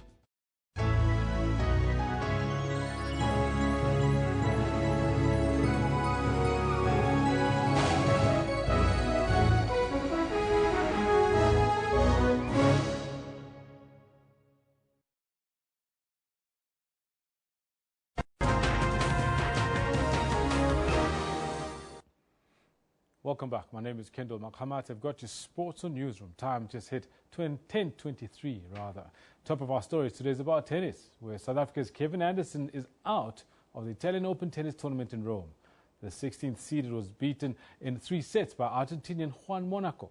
But French Open title contenders Stanislav Wawrinka of Switzerland and Japan's Kei Nishikori advanced to the third round. The year's second Grand Slam gets underway in Paris next week. Nishikori seemed exhausted as he battled temperamental Serbian Viktor Troicki. And the sixth seed, who reached the semi-finals in Madrid last week, was in trouble after the Serb won the first set 7-5. Nishikori coming into this one as the firm favourite, but an excellent set of tennis from Troicki. But Nishikori somehow soldiered on and clinched the next two 6-2, 6-3 in just under 2 hours. From the serve, Nishikori, as the champions often do, finds a way to win when he's not at or feeling his best. Fourth seed Wawrinka also faced an uphill battle after Frenchman Benoit Paire backed the first set 7-5. But the two-time French Open champion significantly lifted the level of his game and won the next two 6-2, 6-1 to set up a meeting with Monaco in the third round. Earlier, ninth-seeded Spaniard David Ferrer overcame local favourite Filippo Volandri and a passionate home crowd. Ferrer triumphed in 3 sets to go through to the second round, where he will face compatriot Guillermo Garcia Lopez. 12th seed David Goffin of Belgium was his cool, calm and collected self as he beat Jack Sock. Goffin disposed of the American 6-4, 6-4 in 90 minutes.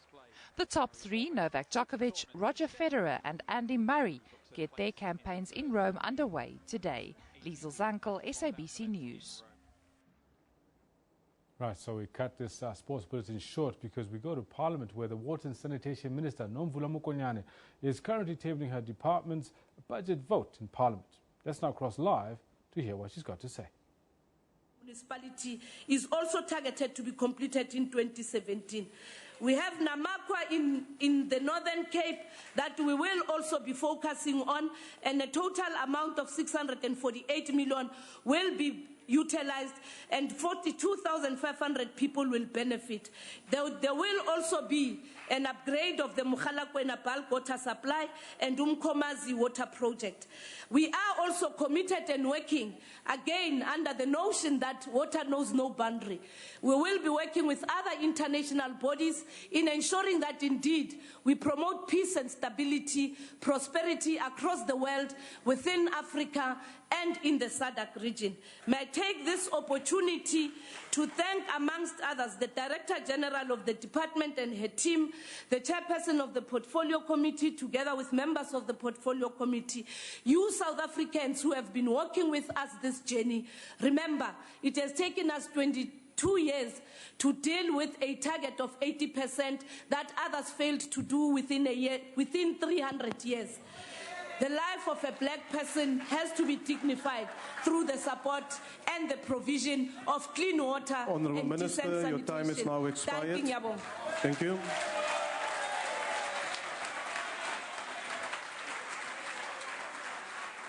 Honourable members, before I call the next speaker, I just want to welcome our guests in the gallery. I just want to remind you that you are here to observe and not to participate in the proceedings. The next speaker is the Honourable Johnson.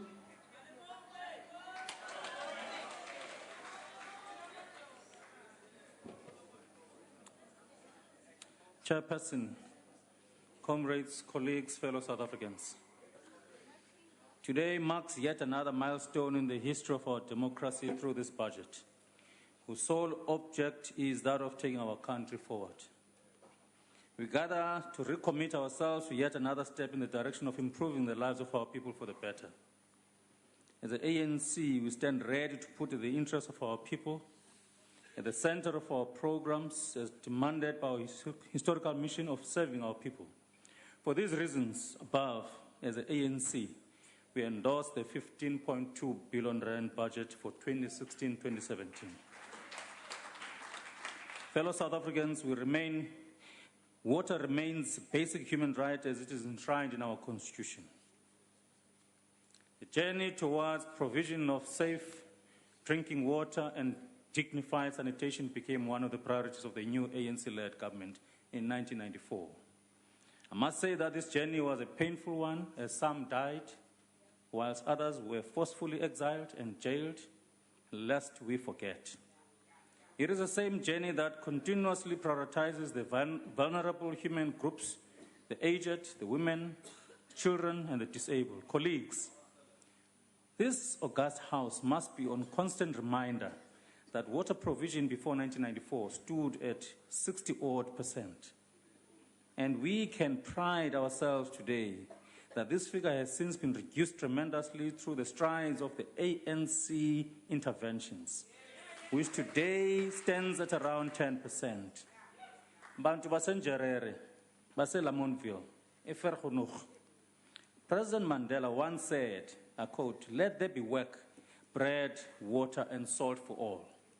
Seems as if Madiba knew that one day some among us would go against the wishes of the masses.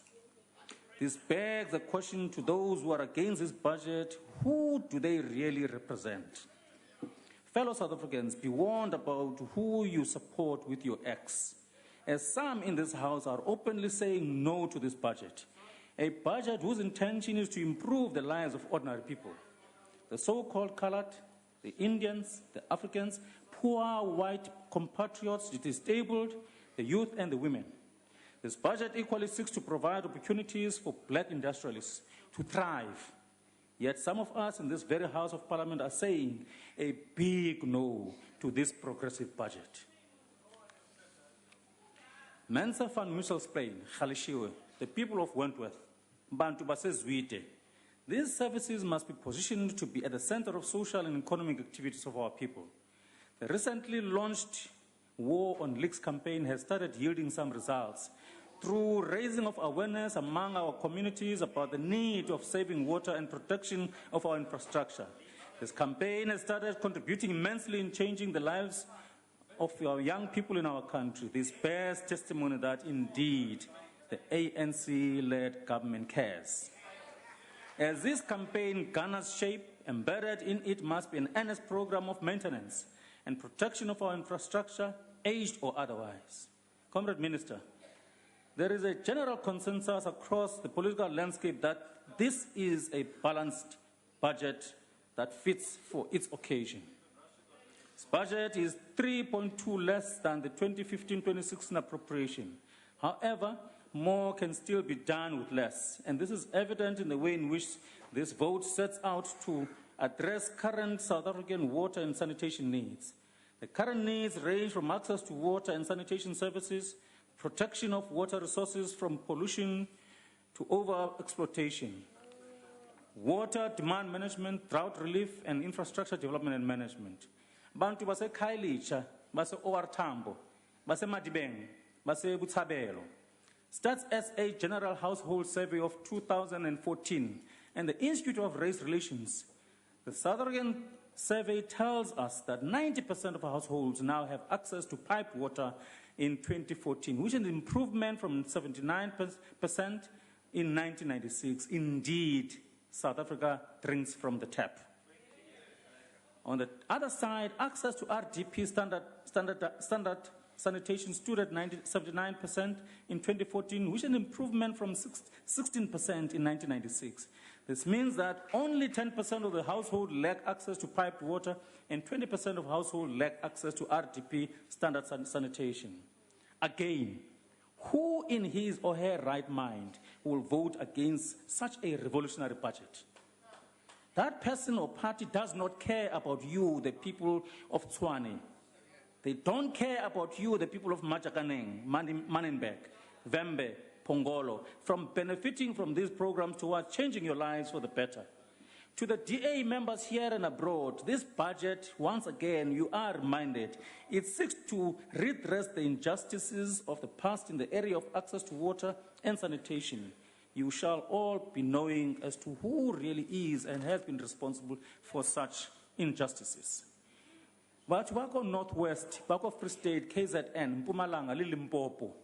South Africa is in the midst of worst drought in at least 2 decades, threatening agricultural output, pushing up food prices, and causing water supply shortages. With an additional 500 million rand to be administered by Agriculture Department and also Rural Development is another confirmation that these votes seek nothing else but ensuring the availability of water resource, human universal access to water and sanitation services, as well as facilitating the equitable and sustainable socio-economic development. Once again, members and supporters of EFF and DA, did you give your leaders a mandate to object to this budget? A budget that seeks to improve your lives for the better. Director General, in terms of infrastructure development and management, it is worth noting that 78% of the total budget of this vote will be spent on infrastructure development. This infrastructure would ensure access to reliable, sustainable, and quality water to 192,000 households, and 26,000 rural households would also have access to sanitation. The young people and businessmen and women of our country. In addition to provision of water and sanitation services, the infrastructure development programs will also create thousands of temporary and permanent job opportunities across the country. These programs will also impart various skills to local communities wherein these projects are implemented. These skills will enable these communities to join the mainland job market, and some even become independent contractors for their local municipalities and communities. These are some of the benefits that would accrue to you, young people and business persons of our beautiful country, through the adoption of this budget. Minister and the DG, in so doing, you shall have done a great deal in helping these black businesses thrive. But when you do such and not pay them in time, you are killing them, thereby reversing the gains we are making in promoting such black business. The focus of this budget over the medium term would be a massive policy reviews in order to align water policies with the National Development Plan and the medium-term strategic framework 2014-2019 priorities, among others. For example, NDP calls for the removal of the legislative impediments to development such as water use license timeframes or turnaround time. In response to this, 80% of the water use authorization applications will be processed within 300 working days from the date of receipt. This would ensure equitable allocation of water resources for social and economic development. Minister and Deputy Minister, as the committee whose task is to oversee your work, we shall indeed play our role more robustly this time around. The review of legislation would also ensure the establishment of the remaining 7 catchment management agencies and the 9 regional water utilities. This would in turn improve the efficiencies and effectiveness in the services in the delivery of water and sanitation services. In conclusion, as the ANC, we look forward to the implementation of your APP and the strategic plan, despite the reduction in budget. The programs that make up this vote are geared towards ensuring the availability of water resource, facilitate equitable and sustainable socio-economic development, and ensuring universal access to water and sanitation services. For example, the international agreements that are supported through various commissions such as the Lesotho Highland Water Project. It also suffices to quote a French proverb that says, indeed, Rome was not built in one day. This proverb sums it well that with time, all shall be served with enough good quality water and dignified sanitation services. However, it will not happen overnight. That's why in 1996, few households had access to piped water. But today, 90% of the total households in South Africa have access to piped water. It is the 10% that this vote seeks to satisfy while maintaining access of the 90% households. President Madiba taught us well that what counts in life is not the mere fact that we have lived. It is what difference have we made to the lives of others that will determine the significance of our life we lead. Thank you. Thank you, Honourable Member. The next speaker is the Honourable Basson.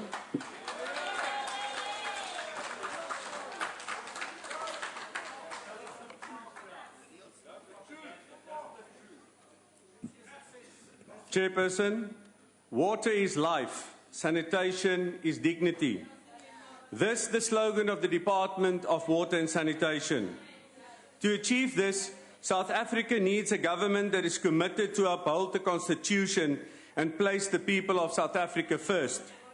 A government that is transparent and have the capability to spend their budget maintain, upgrade and create new infrastructure to deliver quality water and sanitation. Do you see that government here today? No. Chairperson, if we had an honest and transparent government, it would not have been necessary to bring a PAIA application to release the Blue and Green Drop report. The 2014 Green Drop report is shocking. 824 sewer plants were assessed, receiving 5,000 million litres of sewer per day. These plants are designed to clean 6,500 million litres of sewer daily. In short, there is only 22% capacity available for future demand. In reality, many plants have no surplus capacity and are running at full capacity or overcapacity. According to the 2014 Green Drop report, 84% of sewer plants are in critical risk, high risk or medium risk, with only 16% of sewer plants in low risk. This implying that millions of litres of untreated or inadequately treated sewer is illegally discharged into our river and streams every day. 82% of South African rivers are considered threatened by pollution. This is a result of non-compliance. In the monitoring and enforcement by the Blue Scorpions, in a written reply from the Minister, she indicated that only 85 of the 177 posts are filled, and no officials as yet has been designated as environmental management inspectors in terms of the National Environmental Management Act. This is shocking. Chairperson, Chapter 1 of the Water Act empowers a minister to act on behalf of the nation, and it's the minister's ultimate responsibility to fulfill certain obligations relating to the use, allocation and protection of and access to water resources. This is a constitutional mandate, and Minister Mokonyane Cannon should be criminally charged for allowing the pollution of our river streams and groundwater. In a report by Action Aid, it is noted that more than 300 billion must be allocated for spending on infrastructure to avoid a full-scale water crisis over the next 4 years. Currently, only 11.6 billion is budgeted for this in this financial year, and a shortfall of 63.4 million is in this financial year. Despite the huge challenges in infrastructure funding, this department agreed with National Treasury to reduce their budget with 827 million. Why? The answer is simple. The minister knew that they would once again underspend in the financial year, as they did with 2 billion in the 2014-15 financial year, and lost 1.6 billion that was not rolled over to the 2015-16 financial year. The continued non-spending of allocated funds has a knock-on effect, and infrastructure projects needs to be rescheduled year after year. This backlog is becoming bigger and bigger under this government.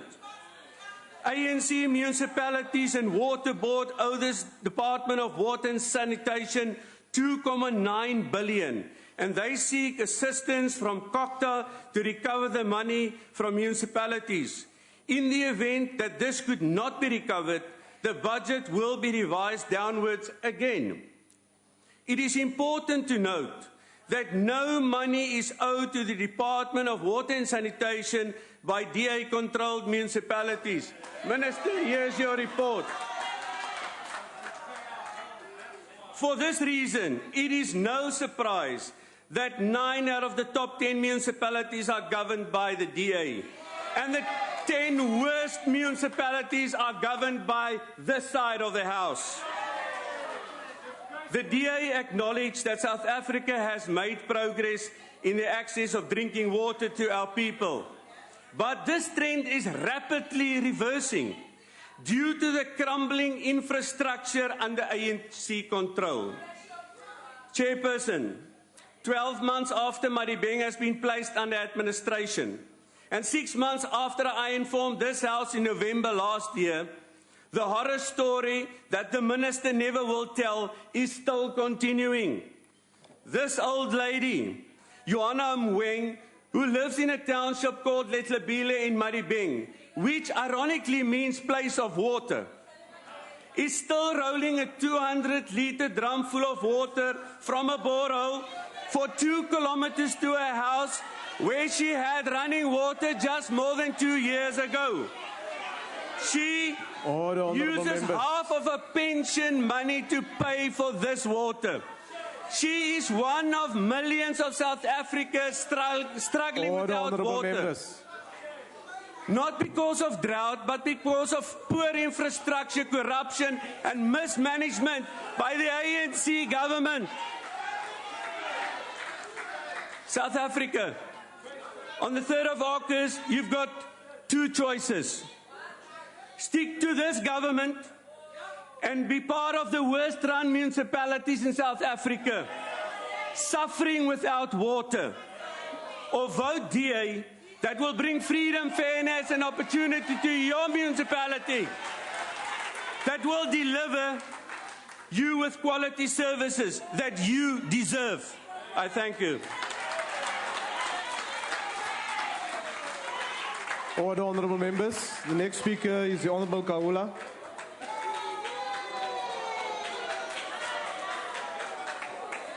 Order, honourable members.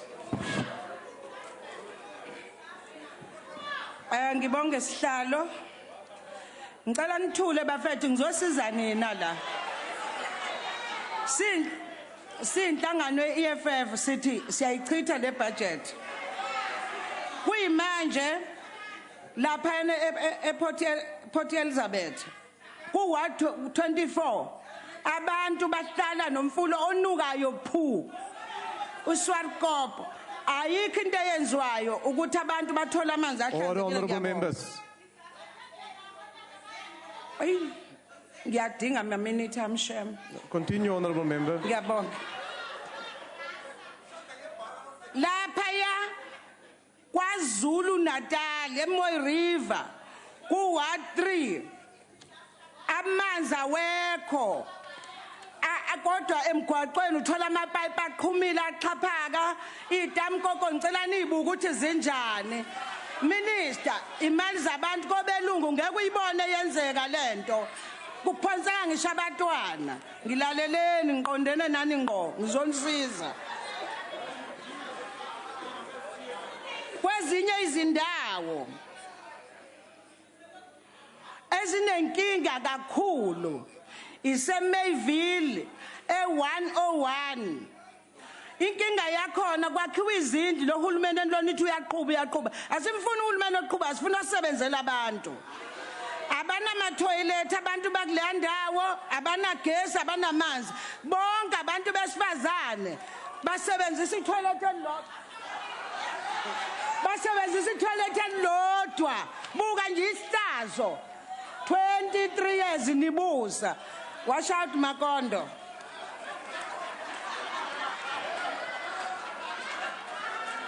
Order, honourable members.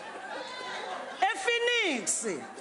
Ngifuna ulalela njalo minister, siqabani ngiyakusiza. Abantu abamnyama amanzi mabengenawo kuthiwa banezikweletu. Kuvalwa impompi, kuthiwa basebenzisa imali kaNkulu phuca wonke amanzi. Kodwa ePhoenix kunompompi lapha ku-Ward 54 kwaRatani. Leli toilet liyaqhaqhaza 24 hours. Kanjalo lo mpompi njengoba umpompi lo uvuza kuze kuyosa. Ngicela nilalele ngoba mina ngikhulumela abantu bakithi abamnyama. Nina nibanakile nhlobo. Sifuna uhulumeni ozonaka abantu bakithi. Hayi azolokho ekubhizi ethi uvikelana nomangameli. Ufuna umuntu azovikela abantu bakithi ukuthi abantu bathola into zawo. Ngiyadlula njalo. Ngoba isikhathele nina. CEFF sizimisele ukubona abantu bala eSouth Africa bephuza amanzi ahlanzekileyo ikakhulukazi emakhaya bahlupheka abantu besifazane babeletha izingane baya emfuleni emfuleni bokha amanzi bavika izingwenya lapha eshoni ayazi inkinga yakhona kodwa ayikho into ekhulunywelayo. Instead of that nina nakhela abamhlophe amadamu kudlula amapayipi ayophuza kojozini and nalento le endonicula ngayo la yokuthi khona lento yokuthi njalo nje isomiso noma izulu likhona nina inkinga yenu njengohulumeni we-ANC nina lento yokuthi anifuni ukucabangela abantu abamnyama bala eSouth Africa abawumsinsi wokuzimilela ikakhulukazi nibdila nabentshonalanga and lento isiphatha kambi and yasihlukumeza thina ukuthi kanti yonke leminyaka thina sasilwela obani. Minister, mina ngiyacela ungabalaleli. Honorable member, your time is now expired. Wena lalela thina sizokusiza thina. Uzuma unamanzi lapha yana. Unayo yonke into. Asivumi le budget. Honorable member, your time is expired. Hayi ngicela ukunika uminister ithombe.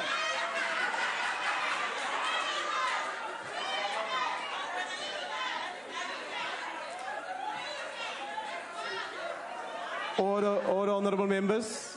The next speaker is the Honorable Tebekulu. Honorable Kaula, will you go this way, please? There's another speaker there. Thank you. Thank you, House Chair. Order, honorable members.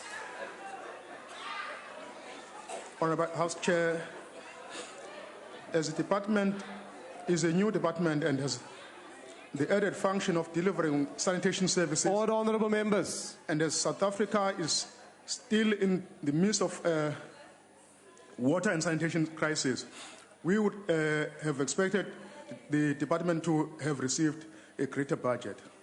Drought conditions continue to ravage our country. Our dams are at critically low levels. Livestock and agricultural produce are suffering. We have had to import millions of tons of maize just to ensure sufficient food security levels for our people over the coming months. This drought as well has led to food price hikes, Chairperson. Yet we are not being proactive about maintaining the little water we do have. Alien plants exist in abundance, and research advice has consumed inadequate amounts of water. We continue to pollute our surface water, and the fact that we are even considering fracking, which could pollute our entire underground water table, is just ludicrous. Mines are another source of large-scale water pollution. We have been warning this government about the dangers of acid mine water for years now, only to be met with ridicule from ministers and departments. Well, now we have serious problem and no effective solution to deal with it. Another grave source of pollution is by our local municipalities who are failing dismally at the maintenance, upkeep, and management of sewage pipes, which often burst and lead to waste effluent entering our streams and rivers. This contributes greatly to both human and livestock illnesses. Honorable Chairperson, why is it that we do not maximize and conserve the water we have? Precious water is simply allowed to flow into the sea. More dams must be built. Chairperson, this department also has the responsibility of building or funding the building of bulk water reservoirs to assist local municipalities with storage of water. Without water, businesses cannot prosper. Water is key in terms of agricultural irrigation, which is the leading sector in water usage, followed by mining and industry, and then human beings. Water is life, yet it is not being prioritized and safeguarded by government. Greater planning, oversight, and accountability will ensure proper service delivery. I thank you. The IFP supports the budget. Thank you, Honourable Member. The next speaker is the Honourable Shilembe. Thank you, Honourable Chairperson. South Africa is currently in the grip of a crippling drought which is creating havoc with our water reserves. In some provinces, people have to rely on untreated water from the muddy dams and rivers, which they have to share with livestock and wild animals. Elsewhere, others stand in long queues for water tankers which may or may not come on any particular day, such as the resident of Imbali in Pietermaritzburg. More specifically, those living in Unit BB, Watamboza and Snating, where they often go 3 to 4 days at a time without water and are forced to go to other areas to fetch water.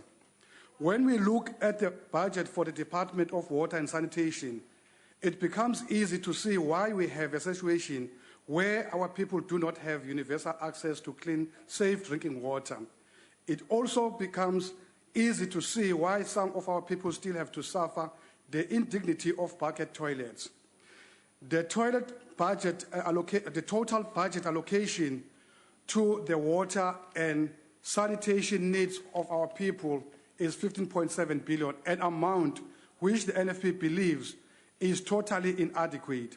It is outrageous that the allocation for this department has been reduced rather than increased at a time when we face critical water shortages. Honourable Minister, the NFP believes that we should learn from the current drought, acknowledge that government was caught unprepared despite all warning signals of the imminent arrival of the El Nino cycle, and start planning now to deal with this cycle more effectively in future. With this in mind, the NFP finds it incredulous to note that the administration program is allocated more funds than the water planning and information management program and the water and sanitation service program combined. How is this possible? Even more bizarre is the decrease in the allocation for the water and sanitation services program from the previous financial year and the further projected decrease for the 2018-2019 financial year. Honourable Minister, how is it possible to decrease the allocation for the delivery of sanitation at a time when we are faced with an unprecedented urbanization rate? How is that we can reduce this program funding when we still have people using the bucket toilet system, which impairs their dignity in the very same way they suffered under apartheid? The NFP wishes to extend an invitation to the Honourable Minister to come pay a visit to Zululand District Municipality where the NFP is in governance. Come see what efforts we have made to provide our people with clean and safe drinking water. Come see the absence of bucket toilets. We believe that it is possible to provide all South Africans with clean and safe drinking water and dignified sanitation if the political will is present. The NFP will continue to provide this basic service to our people and will do so in all the municipalities where we will govern after the local government elections. Water is a basic right, and the NFP understands that very well. Our people shall have water, and that is not a promise, it is an undertaking. Ngiyafuna ukuqinisekisa ukuthi singakuthathi sakudlala abanye ongqongqoshe abagadela ukungaphephi, bagadela ukuthi abawezi umsebenzi wabo abadelive bese abantu beyatoyitoya Honourable Member, your time is now expired. In conclusion, your time is expired, Honourable Member. Thank you. The next speaker is the Honourable the Deputy Minister of Water and Sanitation.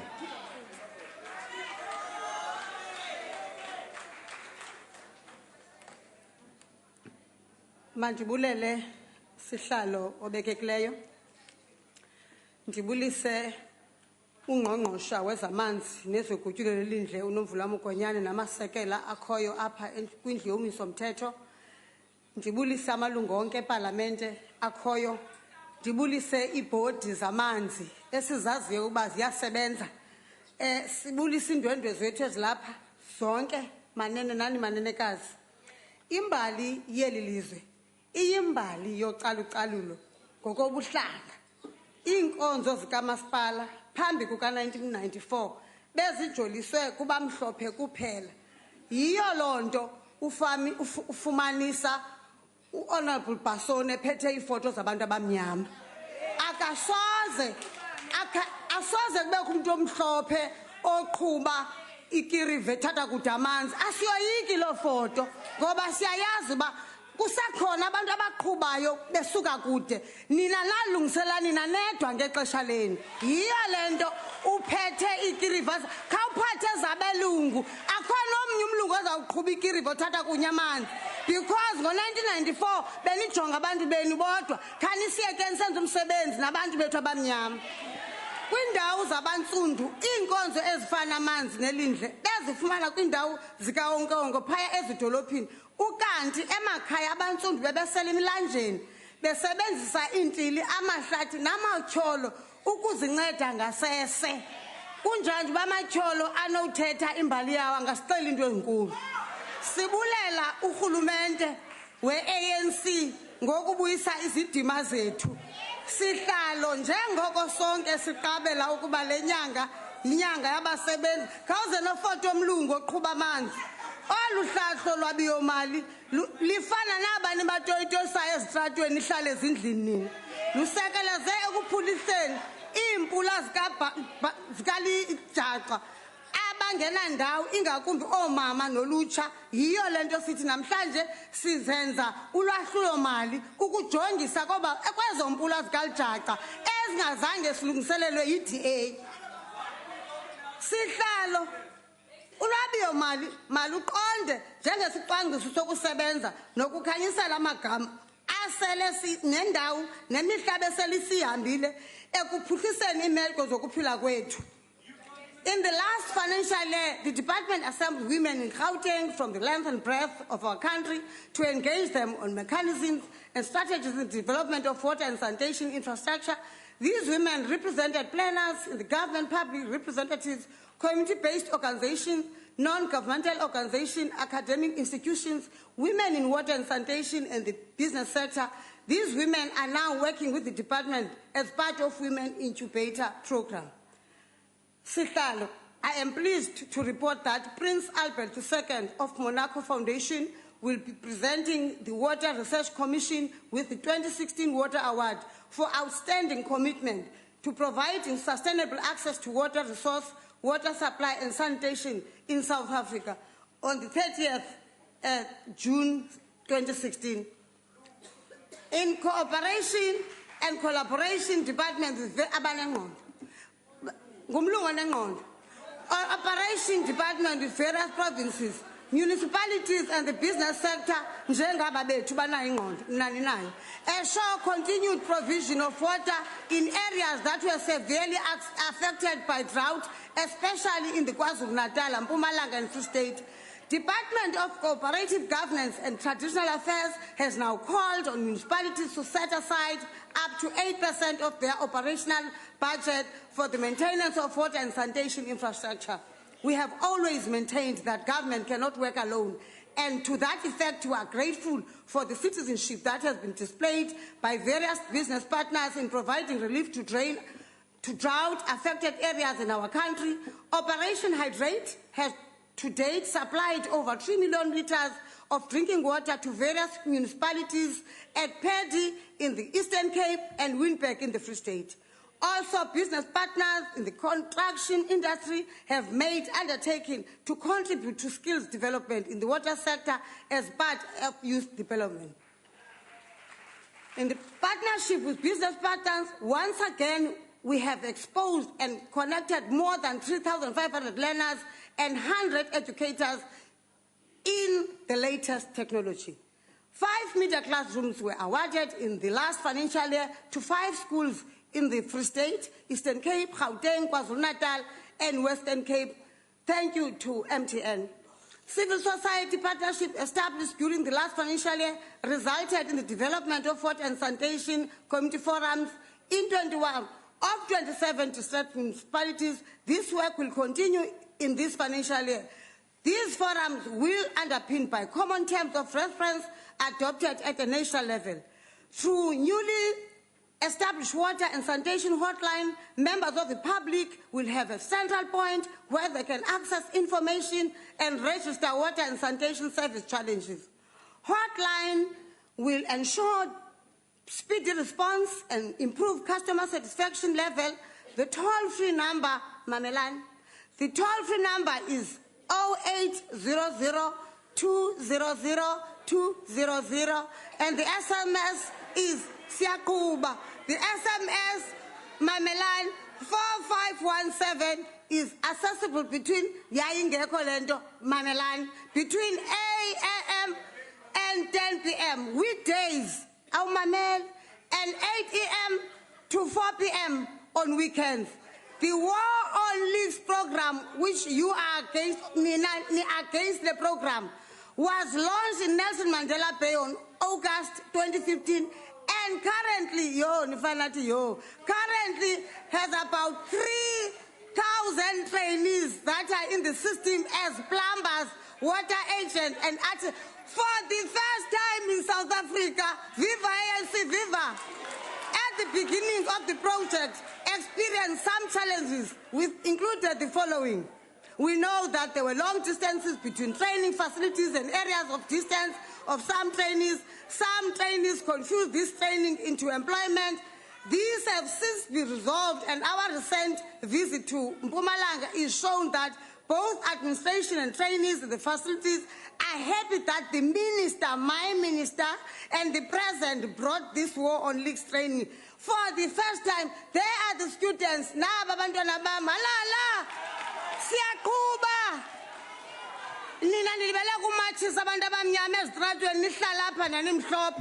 Department is quest to deliver water and sanitation in our people. Considered importance of building relations, strategic global partners, and their critical order. In the past financial year, the department prioritized engagement based on foreign strategic policy of the country led by Department of International Relations and Cooperation. These were interventions to share expertise, transfer skills, technology, share notes, and collaborate on different platforms and invest in the water sector development programs. Through this partnership, South Africa Water and Sanitation will enhance and broaden our scope on water mix and maximize the use of groundwater. We are happy to report that the multilateral participation at the highest level will allow South Africa to influence the global agenda and narrative on water and further enhance the Africa position derived from Agenda 2063 and our own national development plan in its related indicators and priorities. The quality of water, Mamela Kepason, the Pendul, the quality of water services operation in South Africa is reflected in the blue and green results. Most of municipalities are now active participants in the blue drop certification and green drop assessment. I don't know about the report here we touch up, or the potable water and wastewater. The quality of drinking water has improved for this better and engagement of water, greatly reduced raw sewer spillages into the river. It has been done through rehabilitation of wastewater treatment plants across the country. The recent drought conditions in the country mobilized all the water services authorities to audit their infrastructure, to plan for improved infrastructure and use modern technology in the water provision and sanitation. The department currently have detailed water and sanitation services needs and plans integrated 2016-2017 financial budget plans. These are also accompanied with new technological innovations. In this new integrated wastewater treatment and reuse package technological system has an instant use capability which enables it to direct discharge water that helps to replenish the natural water resource. Secondly, Honorable Deputy Minister, your time is up. Siyayixhasa i-budget singu-African National Congress.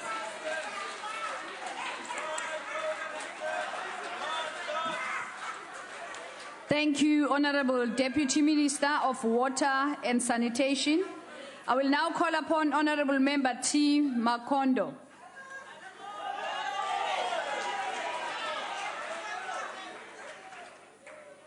Inkomo mtshamaxitulu. Ni yimele vandla African National Congress ku seketela budget ya Department ya Water and Sanitation. Hi siku ra 27 Ndzhati 2016 tiko ra Afrika-Dzonga ri tlangele siku ra ntshunxeko. Mtshamaxitulu, ntirho lowu a wu khomeriwe erivaleni ra mitlangu ra Giyani. Vanhu va tile hi xitalo magidigidi ya vona kusuka matlhelo hinkwawo ya Giyani ne le kusuhi ku ta yingisela mbulavulo wa president. Xa vumbirhi, vanhu va le Giyani a va lava ku khensa mfumo wa ANC loko wu tisile xintshunxo eka nkayivelo wa mati lowu a wu ri kona eGiyani. Mutshamaxitulu, sweswi ndzi vulavulaka mati ya kona a Giyani. Na loko ka ha sele miganga ya 29 leyi nga kumeki mati hi xitalo siku hinkwaro, vanhu va ka hina va tshemba no swi tiva leswaku mfumo wa ANC wu le ku lunghiseni swiphiqo swa wona. Hikokwalaho ndzawulo ya mati na nkululo hi ku tirhisana na bodo ya mati ya Lepelle ku nga khampani ya ndzawulo ve le ku hoxeni ka tiphayipi leti nga ta endla leswaku vanhu va ka hina va kuma mati hi ku hetiseka. Tiphayipi leti a ti ri kona ta asbestos ti helele hi nkarhi kumbe lifespan hi xilungu. Hikokwalaho a ti pfutisa mati ma nga swi koti ku fikelela vanhu va ka hina hi ku hetiseka. Mutshamaxitulu, hambiloko mavandla yo kaneta ya nga ya emahlweni ma vukula, vanhu va ka hina va rhandza ANC naswona va yi tshemba ku tlula swiphataphatana leswi ngo fika sweswi.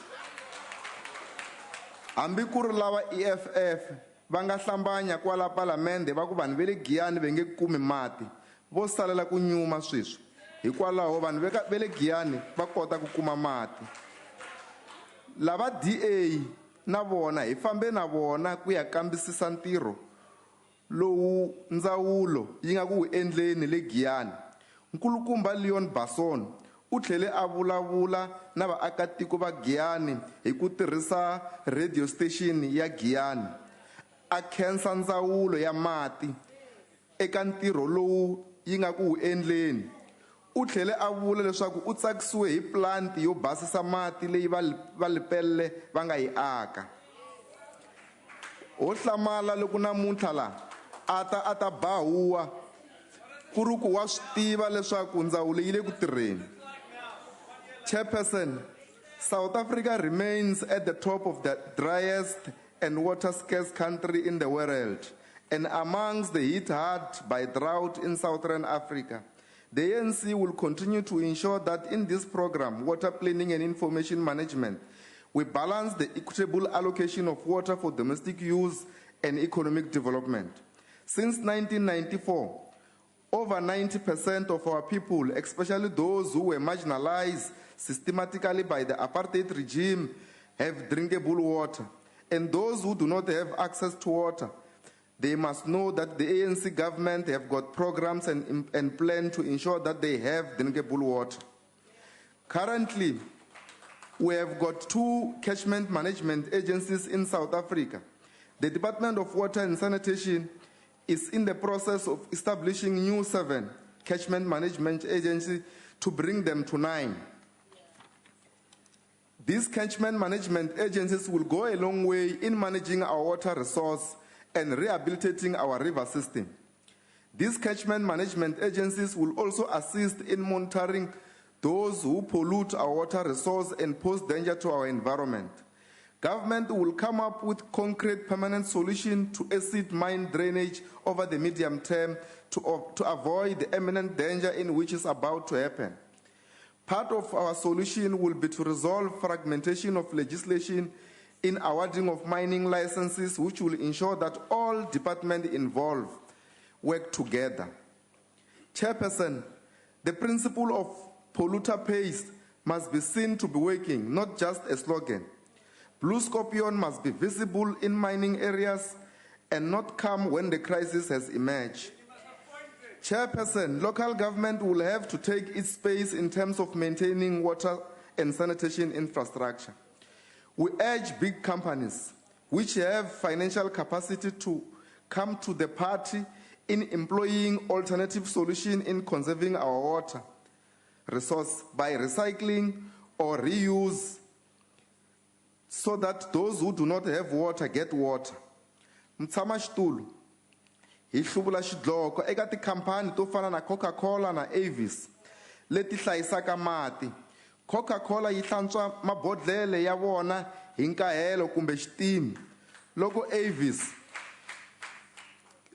Avis hi lembe kusukela 2007 kufika 2014 va kote ku hlayisa mati kwalomu ka tilitara ta 557 million. Hikwalaho ka ku basisa mati lama matirheke kumbe leswi vongo i recycling. We appreciate the work of the department and the ministry for revising the water use license regulatory framework in accordance with the integrated license approach. This will go a long way in transforming the regulatory regime for water licenses and will address and advance sustained growth and boost investor confidence. Hiku hetisela mtshama xitulu a hi ta kombela leswaku mi nyika honorable Xilembe nkarhi wa ku va ta support budget hi ku mani magwaza msivi va ta va kwate ngopfu hi ku a va swi kotangi ku support budget leyiwani. Inkomu mtshama xitulu. Thank you, Honorable T. Makondo. I will now call upon Honorable A.D. Alberts. Thank you, Chairperson. Minister, as South Africa currently tiptoes at the edge of another session of load shedding with a barrage of television warnings that we need to switch off all appliances and lights, few people in this country knows how close we are teetering on the edge of water shedding. Wat wel alreeds 'n algemene gesig is in bykans elke dorp is die afvoer van afval in riviere en damme, die swak onderhoud van waterstelsels, die styging van swaar metale in ons watervoorraad, die vernietiging van riviere, vleie en die omringende ekostelsels waar swaar industrieë, veral myne bedryf word en die minagtende houding wat vele stadsrade het as dit by waterbestuur kom. What we find the most disconcerting aspect of the silent water crisis creeping up on us are the plans of the government that have in store for us in the future. As if it is not enough that the government did not plan for the cyclical droughts that hit the country roughly every 30 years or so, we now find ourselves on the precipice of a catastrophe of epic proportions due to what the ANC has planned for the future. We need to prepare ourselves as the ANC is continuing its plans, despite Finance Minister Gordon and ex-Minister Nene's warnings, to introduce that wonderful feature of nuclear power that is going to gobble up millions of litres of water. But wait, that is not all. The ANC is offering us a package deal. You see, together with the nuclear option, we will also receive the complementary gift of extensive fracking in the Karoo, but surely also soon to be seen at a town near you. The gift will ensure that all the water arteries in the Karoo will eventually be contaminated. Die ANC het vir 21 jaar min indien enige aandag gegee aan die onderhoud van waterinfrastruktuur in die land. Net soos Eskom wat gedink het planne vir die toekoms is nie nodig nie, so het die talle munisipaliteite, provinsiale regering en die ANC regering op nasionale vlak gedink, die fietjies gaan die waterstelsels in stand hou. Now the chickens have come home to roost in a dry and dangerous country. I guess we can't complain about the lack of excitement due to the ANC's inability to plan and lack of insight into the dangers posed by Wild West ventures like fracking. But this is what one gets when arrogance meets greed and the ANC just wants to start projects to line their own pockets. The fact is that we do not need the power generated from nuclear or fracking, as Eskom is itself complaining about its diminished client base. Die probleme rakende kragopwekking is besig om op sigself opgelos te word en daarom is enige planne om waterbesoedelende projekte aan te pak nie meer nodig nie.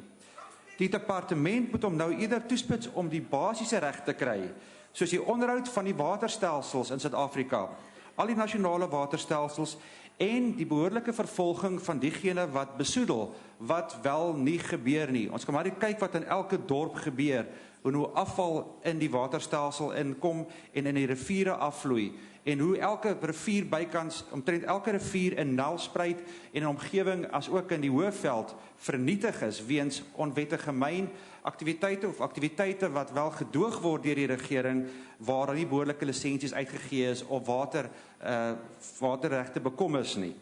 Meneer minister, dit is uiteindelik jou verantwoordelikheid om te verseker ons land se waterbronne is skoon en veilig. Ons is egter baie bekommerd want ons sien dit nie gebeur nie. Thank you. Thank you, Honourable Member Alberts. I'll now call upon Honourable Member NK Bilankulu.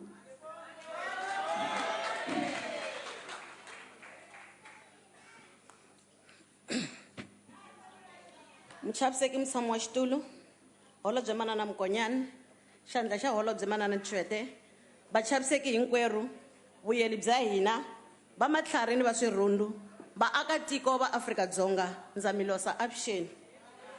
Hi ri African National Congress hi seketela mpimanyeto lowu averiweke ndzawulo. A hi fani na lava nga tshama ka voko leri. A va nge pfuki va kote ku mi tirhela nchumu hi ku xa vona i ku ta alana na hinkwaswo. Ku tirhela vaaki mi swi tirha ntsena loko mi ri na mali leyi pimanyetiweke ku mi ta yi tirhisa mi tlhela mi pfumelelana na yona.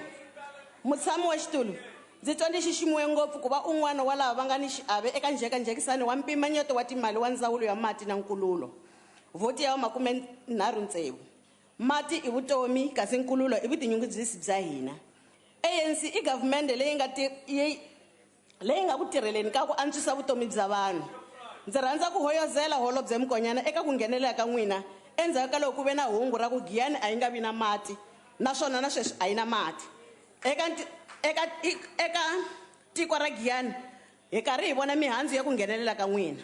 Mati ya kona yi le ku humeni eka miganga ya ku ringana 54 laha migingiriko ya ku andlala tiphayipi ya ha yaka emahlweni ku andlariwa ku angarhela muti hinkwawo wa Giyani. Ku engeteriwa ka khumbi ra Tsanini Dam, ku akiwa ka N'wamitwa Dam laha ntirho wu nga ta sungula hi n'hweti ya Hukuri 2016. Mintirho yi to va matutu vana Mantavasi. Hi vona ku nghenelela ka n'wina eka xibedhlele xa Khensani laha na kona a ku nga ri na mati. Nakambe hi vona vukorhokeri bya n'wina emugangeni wa Tikiline laha na kona a va nga ri na mati, sweswi va nga na ti-Jojo tanks leti va kumaka tona mati. Hi ri khani mamba manani, yisani amahlweni ku tirhela vaaki. Eka mbulavulo wa mupresidente eka manifesto launch u te na n'wi encenyeta. ANC yi tiyisisa ku yimela ku ya emahlweni yi aka rixaka ro kala xihlawuhlawu eka tindzimi, rimbewu, ku hlanganela ntshunxeko na ku humelela ka rixaka. ANC i nhlangano wu ri woxe lowu nga ni nongonoko wa mafambiselo ya vukorhokeri eka vaaki. Wu tlhela wu va na mpimanyeto na ku seketela minkavelo leyi nyikiwaka eka tindzawulo. A hi fani na lava. Eka 22 wa malembe lama hi nga kona, hi kotile ku yisa vukorhokeri kumbe ku nghenisa mati emindyangwini eka 90 wa tiphesente, 90%, na nkululo eka 75.5 wa tiphesente, 75.5%. Mphakelo wa mati ya mahala eka swisiwana hi lembe ra 2007 a hi ri eka 7,225,387, kasi hi 2013 hi le ka 11,734,526. Mutshami wa xitulu, i ntiyiso lowu heleleke leswaku hi ri government leyi nga ekufumeni mfumo lowu nga rhangeriwa hi African National Congress hi kote ku khumba vutomi bya vanhu vo tala lava a va tsoniwe lunghelo ra mphakelo wa mati yo tenga. Sweswi ni vulavulaka ku na ku nghenelela loku va ku endleke va ndzawulo hi ku rhangeriwa hi Manani Mkonyani. Hi vulavula hi muti wa Bushbuckridge eMpumalanga laha ku nga na switandi swa 14 leswi naswona va nga vona ku a swi nga ri na mati va nga kota ku nghenelela swi nga na mati sweswi. Hi vulavula hi le Northwest Province lava amadiveng va vulavula ku hi kona lava nga tshama hala nanga ka mudiri la sweswi va nga ku endleni ku vona leswaku vanhu va kona va kuma mati hi vulavula hi le Eastern Cape amakana hi vulavula hi le KwaZulu-Natal la mankhawula va humaka kona ku na ti-plan leti ministara va nga na tona ta ku vona leswaku mati ma va kona kasi ku na ti-programs leti nga kona ku antswisa ni ku fikelerisa hungu eka vaaki hi ta hlangana le handle nkulukumba ta mi hlamusela ku na ti-programs leti nga kona adopt a river war on leaks na water recycling leyi nga sungula a Free State Province water and sanitation yi tlhela yi va yi ri na ti-forums leti lava ku fikelerisa hungu eka vaaki hinkwavo mutshami wa xitulu tolo holobye Mkonyana a va ri karhi va lonja Vusta bulk water supply leyi nga ta phakela ku tlula 146,000 wa mati eka vaaki ku ri nongonoko wa ku herisa nkayivelo wa mati yingiselani. There is a realization and emphasis in South Africa that water and sanitation services generate substantial benefits to human health, the economy as a whole, and the environment. Access to clean drinking water and sanitation reduces health risks and frees up time for education and other productive activities, as well as increases the productivity in the labor force. In 22 years, there is something that we did. Honorable Member, don't have address to them. improve the quality of surface waters which benefit the environment, as well as economic sectors that depends on water as a resource. For an example, fishing, agriculture, and tourism. Order, honorable members. This is clearly illustrated in the way in which budget allocation program for water and sanitation services have decreased from 1,366,492 billion in 15-16 to 701,945 million in 16-17. With an emphasis on the importance of local government structures mandated and taking responsibilities for water and sanitation services provision. The decentralization of function of water and sanitation services from national to local has been strongly underpinned by the prescripts in the Constitution of South Africa.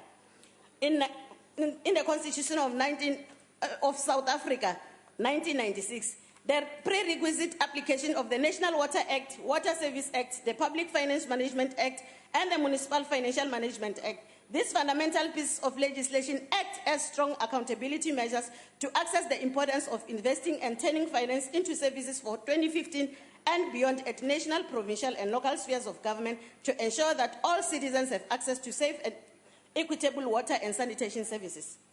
Water and sanitation services to ensure access to all citizens has been a fundamental important principle in our evolving democracy. But increasingly over time, the fundamental right to basic water and sanitation also opened the debate on how improvement in water and sanitation can also yield massive returns on investment.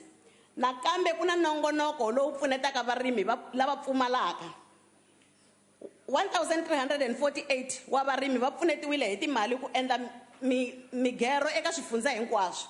188 Eastern Cape and then 84 Free State, 179 KwaZulu-Natal, 608 Mpumalanga, 102 Northern Cape, 15 Northwest Province, 172 Western Cape. Inongonoko lowu ndzawulo yi endlile 318 wa mintirho. 862 wa mathangi ya nyikeriwile eka varimi lava nga se hluvukaka. Varimi hinkwavo lava nga pfunetiwa hi swa timali i nhluvukiso wa swa vurimi.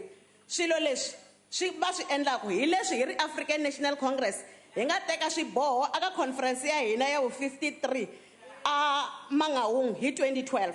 A ho endla ntsena hi endla hi ku kuna swifambiso leswi nga kona swi hi fambisaka.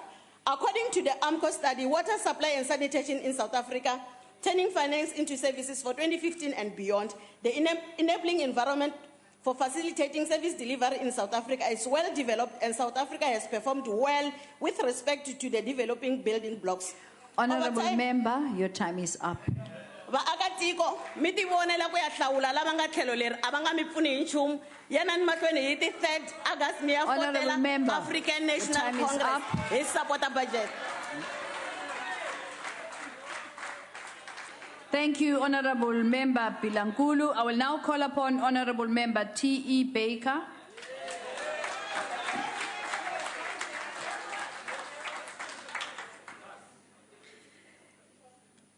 The best laid plans of mice and men often go awry. These are the words of Robert Burns. You see, honourable members, the ability to plan is not a problem for the Department of Water and Sanitation. The implementation of these plans is its Achilles heel. Minister, you should not stand here and speak so proudly of Umkanyakude. The people in Mtuba in St. Lucia have not had water since the 9th of April this year. Bushbuck Ridge, how dare you? People have been killed in service delivery protests for water in Bushbuck Ridge. Shame on you, ANC. Now, phase 2 of the Lesotho Water Highlands project has been hailed as the panacea which will put pay to water shortages in the Gauteng. All well and good, but this project should have been up for completion in 2018 at a cost of under 10 billion rand. The targeted date has now been moved to 2024 at an increased cost of 24 billion rand, which means an additional 6 years of water cuts for Gauteng residents. The raising of the Hazelmere Dam Wall project, another story of delays. This project was first approved in 2011 with a budget of 91 million rand. We are told that construction has now begun with an increased budget of, wait for it, 359 million rand with no fixed completion target date as yet. Further inland, we have the Umzinyathi district and the story of a 36-kilometre pipeline which is to pump water from the Craigieburn Dam to the town of Greytown. The targeted date for this is already 3 years late, with a new date set for July 2017. First conceived in 2008, agreements were only finalised in 2014. Construction began in 2015. Initial budget, 290 million rand. Currently, 500 million rand. Let's move further afield to a province plagued by the most violent service delivery protest in the country, Limpopo. Over a period of more than 10 years, 500 million rand has already been spent, and yet the problems still persist. August 2014, the Wonder Woman, Minister of Water and Sanitation, arrives to declare an end to the water woes of the people of Mopani is in sight. A task team was formed and a budget of 96.4 million rand was allocated. Within just 3 months, this budget escalated to 502.6 million rand. How in the world? And yet, honourable members, sadly, the water woes of Limpopo, just like the budget, have also escalated to an intolerable level. The bucket eradication program, Minister, really, another story of deadlines missed over and over again. First initiated in 2005, 91% of the targeted 252,254 toilets was achieved by the end of March 2008. A remarkable achievement in just 3 years by the ANC government of that time. The remaining 9% should have been a walk in the park. Fast forward to 2016, and here we sit with a budget of 975 million rand and a backlog of 88,000, 67,000 or 55,000, who knows, it changes all the time. That's the number of buckets still in informal settlements today. How in the world is this even possible? Green drop reports, well now there's a disaster for you. 66% of the country's assessed wastewater treatment plants are currently listed as being in critical condition. 44 plants in the Free State and 40 in Mpumalanga. No wonder the streets of Embalentle, Imalashleni, Sienakal, Zastron are flowing with sewage. The top 10 best performing plants, which scored 95% or above, are found in the Western Cape, followed by the KZN. Gauteng received a mere 5 Green Drop Awards. But the biggest shocker, wait for it, is Tshwane, where none of the plants received a Green Drop Award, not even one. Top performing metro, City of Cape Town, welcome to the city. No surprise, because where the DA governs, we govern well. Order. Now let's just consider for a moment the impact the current drought has had on ordinary Honourable members, order. The department's response to this disaster can best be described as lackadaisical. In most cases, only taking action after the damage was done. Much too little, honourable members, much too late. We have reports of over 627 towns and 47 dams which ran out of water in the past year alone. I put it to you, honourable members, that just like the President, so too has the Minister violated the rights of millions of South Africans by depriving them of their right to water. She too should be brought to task for this flagrant negligence to protect and uphold the Constitution of our country. Fellow South Africans, yes, you must listen. The time for change is now. Bring on the 3rd of August. The DA is ready to govern. Siyeza. Order.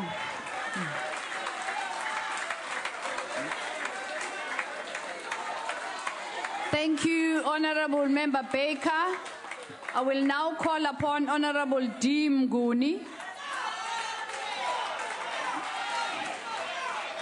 Honourable Chairperson, Minister Nomvula Munkanyana, Deputy Minister Hemtswete, honourable members, ladies and gentlemen, may I start by supporting budget vote 36 allocation on water and sanitation on behalf of the ANC.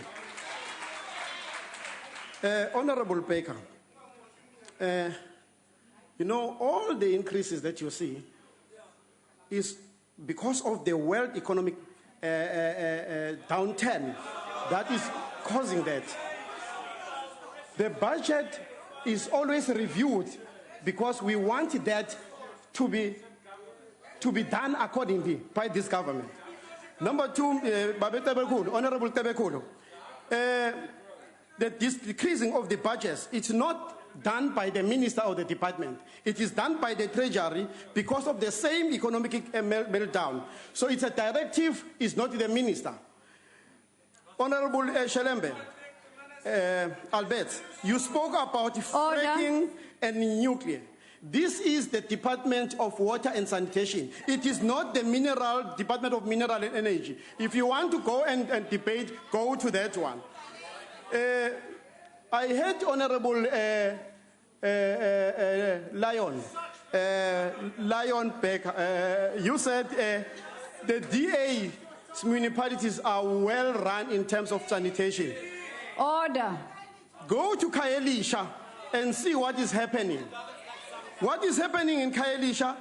People do not have access to basic sanitation. Order. They share inadequate temporary facilities like chemical toilets and bopota. You are a disgrace because you only spend 1% of the total percentage on the formal and informal settlement in Kaelisha. You are really a disgrace.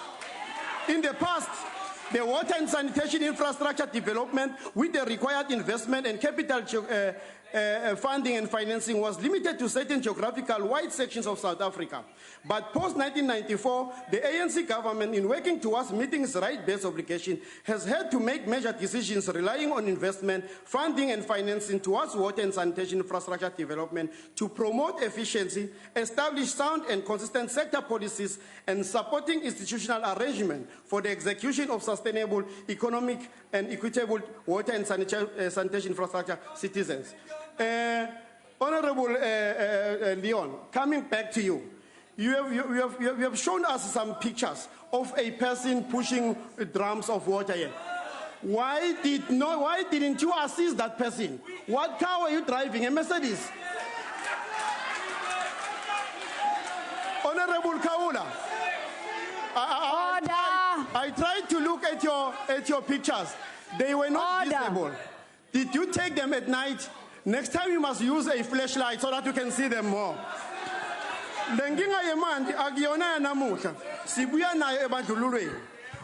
Honourable members, screaming in the house disturbs the decorum of the house. I'm addressing all of you, honourable members. Order. Noma bewuhlala nabo kitchen girl noma i-garden boy njengoba bebasibita bebanganandzaba nawo manje bafuna siguquleke lokho nga-22 years noma bangayivumi le budget maphiciphici konke lokhu kubuya kulomkhulu wabo phela uHenrik Verwoerd lowathi sivele simnyama asinangcono sabuka nemalungelo lokwatibalo ngoba Honourable member, will you take your seat? What are you rising on, honourable member? ungikhuzele kwisikhulumi lapha ukuthi lokho ebese kusho esithi kusho yimi siyayiphuphela nje akaze ngize ngikusho. Honorable member, your point of order is not sustained. Proceed, honorable member. member. Umkhulu wabo Henrik Fovlo wathi sive lesimama sinangcono. Samuka nemalungelo lokwathi tibalo ngoba wathi thine start isebenzisa kuphi. In 20 years in democracy labatukulu babo bayayifuna ngodli ema-university ngisho nasemandini imbala le math. The black majority capability was really undermined, which still exists in the minds of most of the DA members. Mandulo bafika ngathi bayasithanza njengoba benda manje. Emva kwaloko balintshontsha lelive basisusa endzaweni basimikisa endzaweni letinganamandla. Safa tixotsha netilwane. Sibahlulile ngo-1994 sebabuyile baboneni bagcokele tikhuluphile tikhumba tetive bathi asitivoseleni singu-ANC. Honorable member Mnguni, take your seat. You are not for sale. Honorable member, what are you rising on? Honorable Chair, whilst you were listening to the table, the honorable member, I'm very worried, he said something so wrong that the children who are sitting there are listening to it. He fails to understand that the National Party had a merger with the ANC. Let's teach the children a right. Honorable member, that's not a point of order. In addressing the above, I focus on the global concept of what constitutes appropriate and fit to finance water and sanitation infrastructure development for our evolving Honorable members, please don't drown the speaker. The question I raised in my address is the extent to which the seven perspectives related to the fit to finance fit in with the work of the department and its entities to be in line with the NDP and the ANC resolutions and manifesto as highlighted in the recent study undertaken by the World Water Council in 2015 entitled Water Fit to Finance, on which the ANC since 1994 was grounded upon. The following are issues that strongly permeate the work of the department as uploaded by the ANC in its definition of work and strongly embedded in financial consideration. These are water security, importance of multi-purpose water infrastructure, creating an enabling environment, use of competition and innovation, overcoming inefficiency, balancing financial risks and reward, and accessing new and old finance. The ANC welcomes and supports development by the department on water infrastructure development by allocating of funds over the medium term to achieve the program purpose and objectives, stressing the importance of sustainable water and sanitation infrastructure over the MTF. For 2015-16, more than 11 billion has been allocated of the 15 billion. Over 27-18, more than 12 billion, and over 2018-2019, over 13 billion. Honorable Lion. Over the medium term, the Portfolio Committee agreed that the department should continue to focus on water infrastructure, including raw water infrastructure, such as dams and canals, Honorable Baker. And also reservoirs and pipelines, which is budgeted more than 78% of the total budget to achieve the Vision 2030.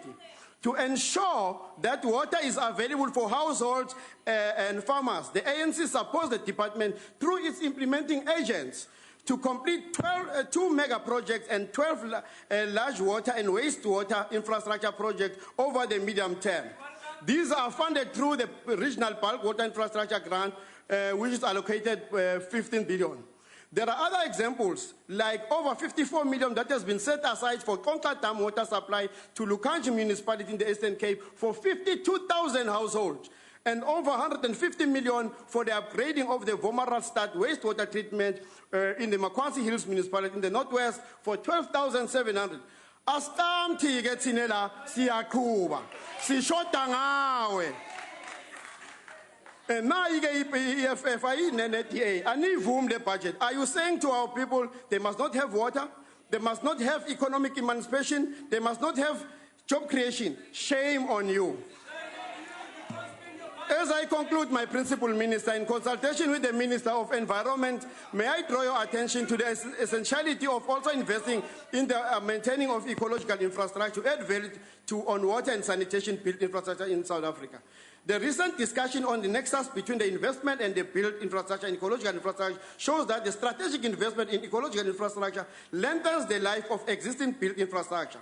often with significant cost savings, and assist to cope with the climate change. Degraded ecological infrastructure leads to the reduced capacity and lifespan of dams, increasing the cost of maintenance and increases the cost of funding.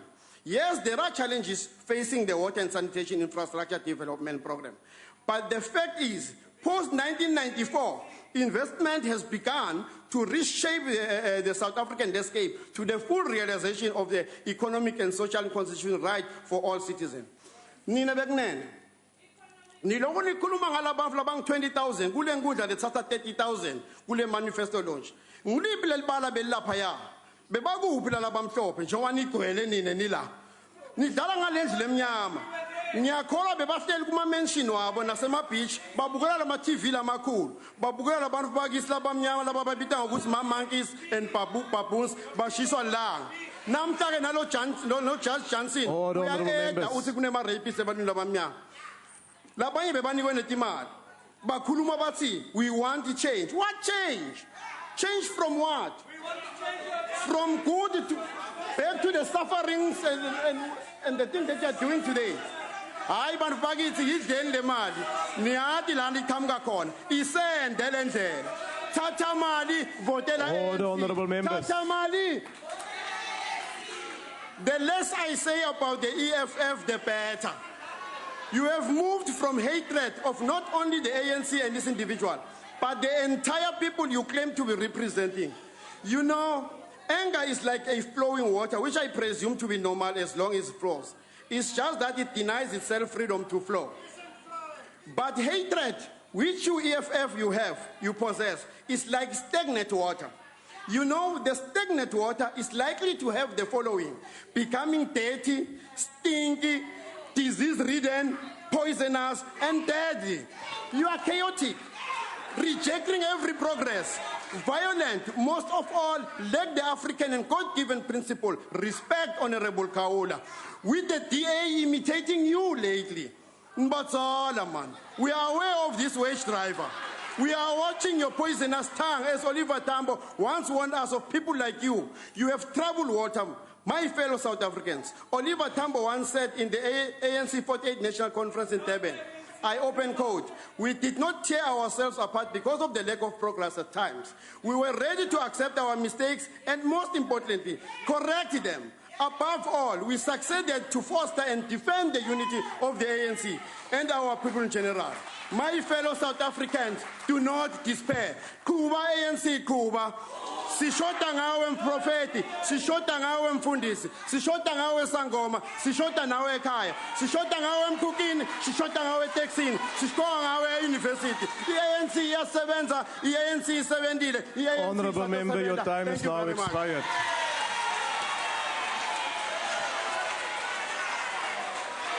Order, honorable members.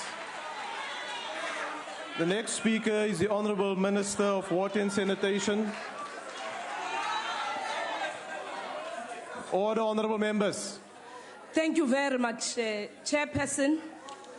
I want to address myself to some of the issues that have been positively presented here through the Chair of the Portfolio Committee and other honorable members.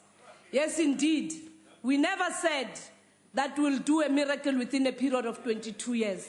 We committed ourselves that we'll never rest until South Africa is free, both socially and economically. And that we also believe in the notion that South Africa belongs to all those who live in it.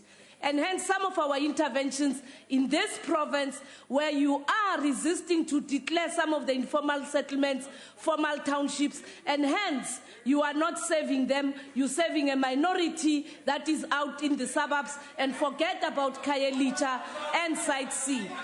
You are amongst those who are resisting an appreciation that things are better compared to how they were some years ago. Many of you will carry placards of black people, of Africans, because you see us as objects. Shame on you. Remember, there's a big difference now when you see those youngsters and elderly people carrying water, because it is happening, because at least you have tried to bring water closer compared to what you have done here in the Eastern Cape, giving people buckets as a form of toilet and expect them to sleep in the house with that. Shame on you. I really want to also indicate that, amongst other things, why we have contamination of our own sewer system and spillages is because we no longer have an influx control. Our people are at liberty to move from one part of the country to the other, and hence rapid urbanization. Your separate development that is being perpetuated in Mid-Val is the one that will make your green and blue drop look better, and yet it is at the expense of the African child. Shame on you. We want to also remind you that, amongst other things that we are now dealing with, it's the incapacity that has been there in the state, because yours was about saving a minority over the majority. We will transform this sector, we'll bring black industrialists, will bring professionals who must come and work, and most importantly, will direct our resources where they are highly needed. Honorable Member Baker, tell no lies, claim no easy victory. In an area called Mashonanini, in Mashonanini village in Mkuhlu, in Bushbuck Ridge, Honorable Deputy Minister Matala Masuku comes from that area. Today, they've got clean water, including fire hydrants, to make that village a better village where people can live peacefully and there can be prosperity. Compared to what you are doing in the Mid-Val, where you continue to keep our people living and eating with pigs because you want to maintain the dominance of the DA in those areas. The other thing that I want to talk about, Honourable Member. Yes. Every time we empower a black business person, we are told we are lining our pockets.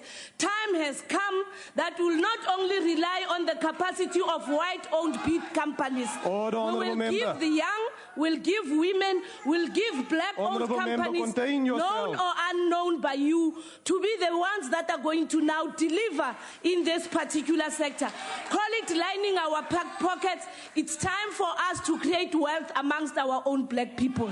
We're not shy about that. It's time for us to empower women. We are not shy about that. Call it lining our pockets.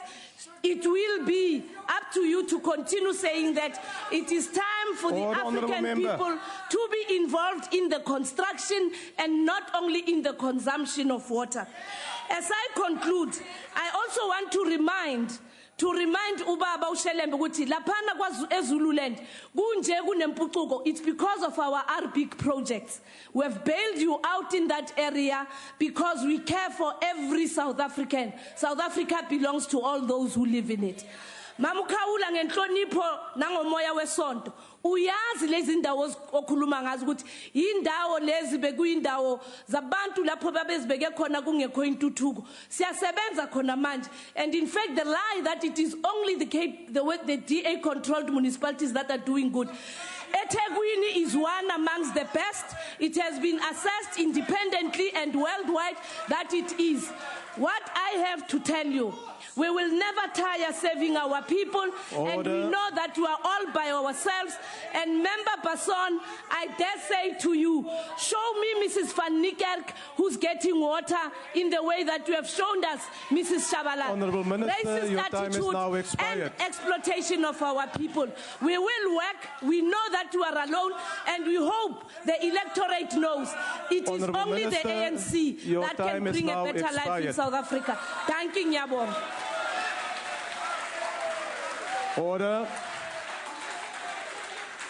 Order, honourable members. Honourable members. Honourable members. This is a debate. Do not allow your emotions to run away with you.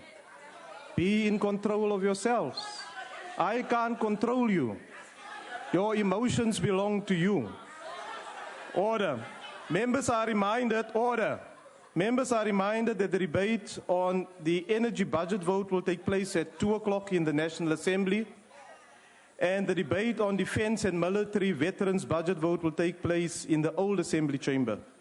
That concludes the debate and the business of this extended public committee. The committee will now rise.